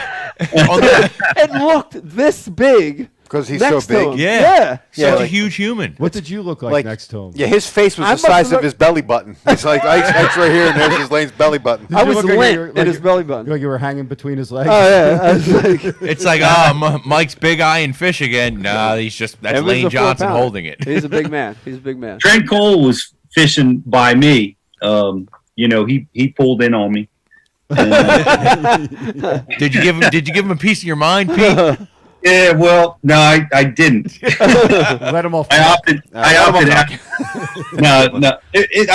We're all fishing in the same area, and I said hi to him. But anyway, he comes in behind me, and like I'm fishing down this edge, and he's fishing, and he hangs into one, and I swear he's watching Mike Iaconelli training videos because he's running back on the back deck, and he's like he's a giant human. Yeah. But he looks like you, like he's so like athletic, like he's just firing around the boat. He's behaving just like you do. And That's so cool. I would love to have seen that. That's man. awesome. 260. I wish I might have it. I had the GoPro running. I don't know if it's Please put find that, Gluzik. in his direction. That's cool. We'll have to go back and see. But that was pretty funny. It was pretty fun watching him. I watched him catch a couple within vicinity of me. Everybody around us was catching them. So It sounds like fun. That's awesome. Well, you were stuck with the corpse. in Yeah, the back of the creek. Brian and Dave were watching dead fish float to the surface. We were fishing dead ones. What's that river in Ohio? The one in the area that kind of begins with a C, whatever. The River of Death, they called it. Oh my River God. of Fire, whatever. Oh my God. Yeah, so I was thinking, like, if MLF had been covering your event yesterday, their sizzle reel from the day's event would have shown pictures of like Dave, like holding his rod kind of like slack down at his side, like pointing up into somebody's yard at their shrubbery or what kind of shutters or the hedges, and tell me about the hedges. The size of the hole on the birdhouse determines the bird. Make a cast. And then How you going to use that? How you going to weaponize that on me? Because you just told me. You just weaponized that on me. I was telling your wife about that down there. You're going to weaponize my advice. That ain't even right, dude. Are you talking about Ren? He got a nice gift. He got a nice gift. I did and I get a asked nice Becky gift. what the dimension of the hole was because that determines what bird gets in there. It's true. You know, and then you can weaponize that when I'm trying to be helpful. I'm just messing with you. Weaponized it. I just wanted to use weaponize. You're that's all. weaponizing words. Oh man. No, I mean, whatever. I mean, Brian don't seem to complain about the observations when I'm making fun of people he don't like. You know? Then it's great. Then it's like, oh, let me text everyone what you just said about his beard. You know, like. Yeah. And now all of a sudden, because I want, whatever. Oh man. I'm not gonna make no more jokes. All right, Pete, this is the part of the show where we're going to open up a mystery tackle box, of course. And we've got some new ones. There you go. Brian, get a little zoomage of that beautiful, look at that beautiful seal right there. Normally I have a pen I pop it with, but Pete's Meat's got one too. I'll just Pete's try to pry this one open. I was like, oh God, that's the best part of it right there, that noise, that sound. And we're going to do an unboxing here right now. I'm going to take one. I'm going to pass it over to Dave. And let's see. Oh, I see some interesting baits here. Let's go with, I'm going to go with this one. I like this one. Pass that on to Dave. Okay, and then this is, by the way, this is a Mystery Tackle Pro box, the black box. What I love about the Pro box is you're going to see some really cutting edge, off the wall, borderline different stuff. Borderline different. And this is Borderline different personality. yeah, but listen to this one. This is actually a cool bait. This is a buzz bait by Booyah, and it's called a squelcher. This happens to be a 1/2 ounce.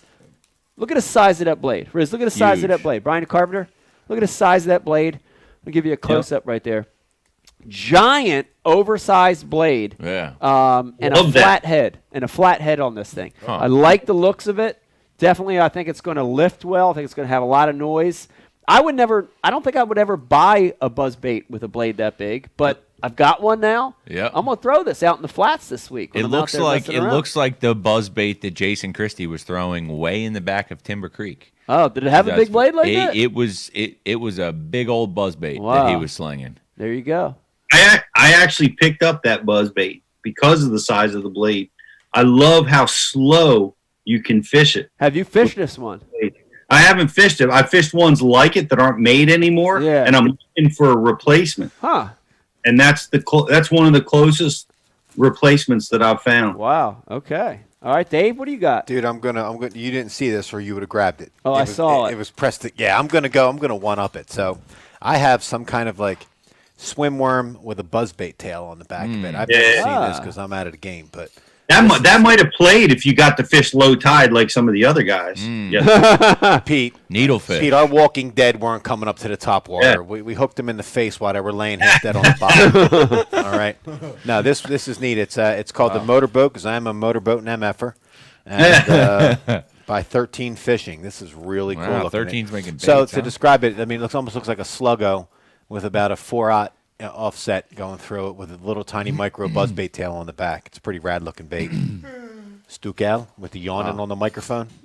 All right, I'm going to pass it over. Why, Pete, what do you got there? Give us one while Brian's digging through there. This is the Vexan Deep Thud. It's a big square bill. Ooh. And the reason why I'm bringing this up is because I didn't get a chance to do this during the tournament because the grass bite was just so steady. But I love throwing big square bills down the flats this time of year. Yeah.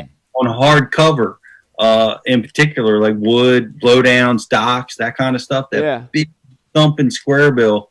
Those fish start, like the white perch, get around the hard cover and the kern stuff, and that big square bill catches them. So this caught my eye. Ooh. Ooh, I like it. I like Thud. it. What kind of like to expand on that, Pete? What kind of stuff would you fish? You talking about like docks? You talking about laydowns? What are you talking about? Yeah, the current based docks I like to fish this time of year with a crank, and it kind of goes on for the next month or so. But you start seeing white perch, moving around that stuff, and the big size bass get on them and start eating those white perch, and they for whatever reason that square bill is perfect for that scenario. When it happens.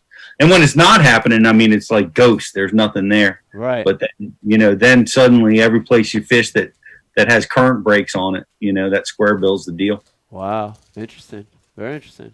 I like it. Brian the Carpenter, what do you got? I got a jig, yo. And yo. Got a jig. Little called the juice jig. Google based juice jig. I don't know. It's got a kind of funky head on it. Looks like it might stand up. I dig the colors. And some big bite soft plastics. Little beaver style bait. Actually make a good trailer for that too. So that's what's up, man. Mystery Tackle Box. Mystery Tackle Box, like Christmas to your door once a month. ETC.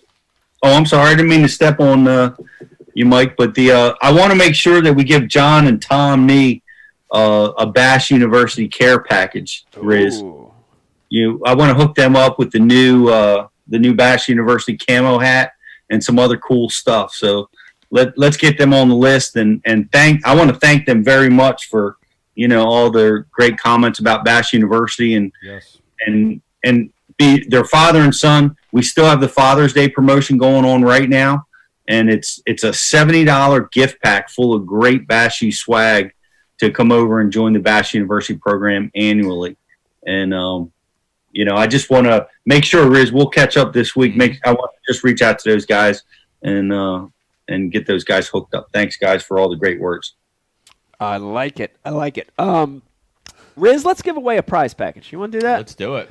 Yep. Here it goes. If you were watching along with us on Facebook tonight and you did the like and share, thank you for participating. Now it's time to give away this amazing Ike Life gift bag. Who do you got, Riz? For the legendary, world-renowned Ike Life gift bag, tonight's winner is Caleb Spire. Congratulations, Ooh, Caleb Spire. Caleb Spire, you are a winner. You got an Ike Life gift bag coming your way. Thank you very much. I want to thank the guests, too, Brian. We had a good show tonight. Of course, Pete just mentioned it. John and Tom Nee, thank you guys for coming on. It was awesome. Great father and son team that won. Also, thank you to Zack Birge, right in the middle of the tournament, practicing for a tournament when his boat caught on fire. He still carved out time for us. Appreciate that, And great interview until Nadrian came on and created a lot of dead air. Thanks for coming on, Nate. Dead air, I made everybody laugh in here, and you're. That's right. I forgot about that, Nadrian.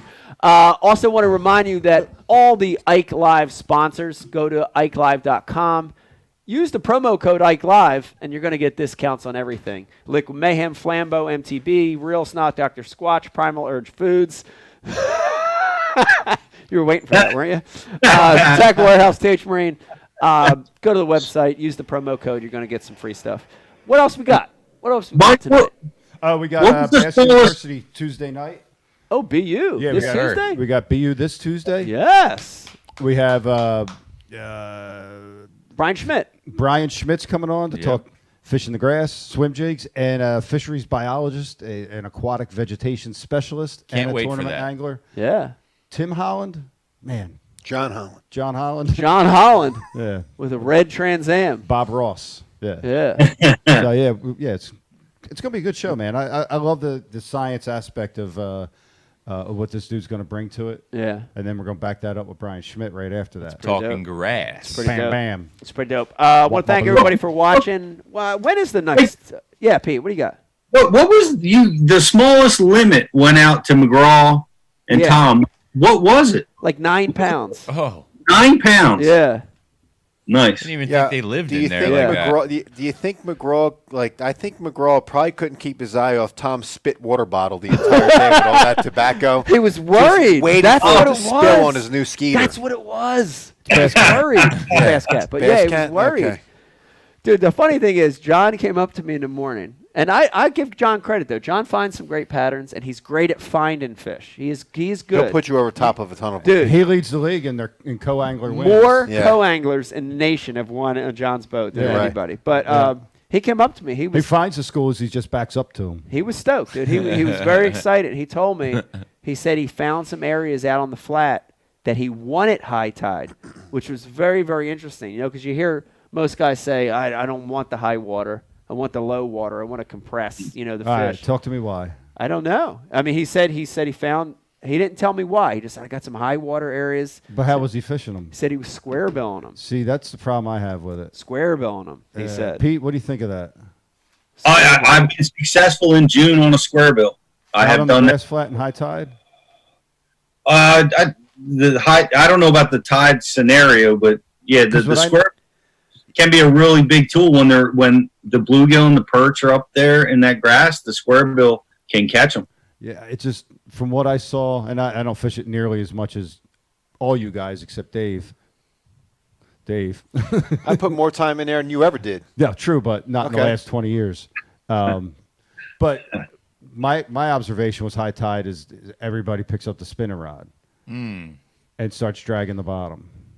Yeah, it's funny because, there's been many times when at high tide, I pick up my flipping stick and with a big bait, and that gets you through the high tide. Well, listen, John caught 9 pounds, so. I mean, when the grass gets real thick and matted up, sometimes sometimes high tide can be the best because instead of those stalks laying all the way over, they start to stand up a little bit with that rising water, and you can get that chatterbait or that spinnerbait to get actually through the grass. But I'm talking about yesterday.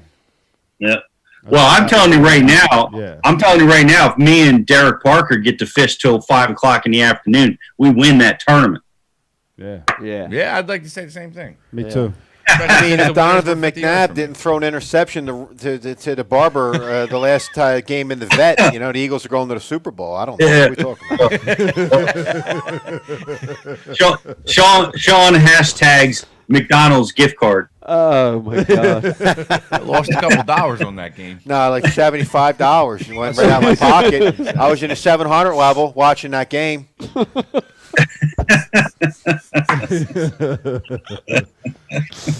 Oh, Dave. God. Take us home. Oh, my God. All right. Listen, I want to thank everybody for tuning in. We're going to have another one coming up here, I think, in a week or so. Yeah. We're going to find out. We're having another one coming up. Sounds good. Let me end it with this. Felt very, very good to have everybody back in studio. And Pete, I know you're going to be back here sooner or later, so can't wait to have you back. Great show, great energy. Want to thank everybody for watching. Last but not least, happy Father's Day to everybody. Yeah, happy watching. Father's Day. Happy Father's Day, everybody. Hey, as soon as the cameras are off, we're going to do a group hug. Okay, let's do it. We're going to break the 6-foot distancing. Good night, everybody. Bye. Bye. Hi. Today we're going chest to chest in the Dr. Squatch lather test.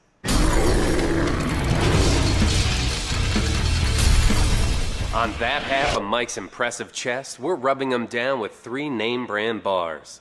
The result? A sad, milky film of disappointment. How's that feel, Mike? You see, Big Soap cuts corners and strips out all the sudsy goodness in order to make production cheaper. But not Dr. Squatch. Don't worry, Mike. Dr. Squatch soap retains all the natural ingredients, which creates a rich, foamy lather, leaving your skin healthy, soft, and clean.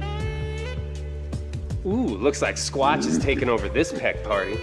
How do you feel now, Mike? Dr. Squatch Natural Soap. When we say it lathers, it f***ing lathers.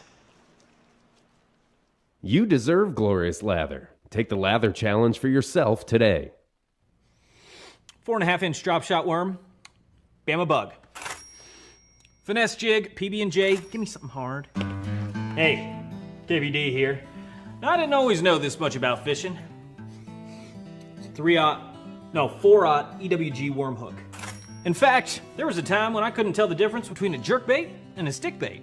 But then I signed up for Mystery Tackle Box, the original monthly tackle subscription. And now I know more about fishing than I do about calculus. And he knows a lot about calculus. Plus, I get amazing extras like free fishing magazines. October 2016. Featured article, 4 places to throw a frog. Exclusive decals. Zombie bass. And how-to videos for all the great baits I receive. How to tune a crankbait. Is that underwater footage I smell? I got goosebumps. So if you're looking to develop enhanced fishing abilities like me, or you just like getting new tackle every month, go to mysterytacklebox.com and get your box today.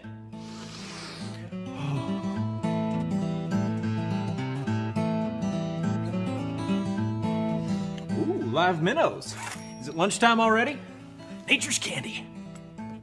Oh. Is he in my pocket? This time of year, I definitely recommend putting a little bit of this on your soft plastics too. There he is. Another one. Next cast. And that would be number 6. I'm addicted. I'll admit it. I'm straight addicted. Might be bigger. You think so? Yeah. Feels bigger. I haven't even seen this thing yet. It doesn't want to come up. Don't break me off the rocks. Oh, it's a... Oh! 27-incher. He caught it. 28. Oh my god, that's such a healthy fish. Look at this size.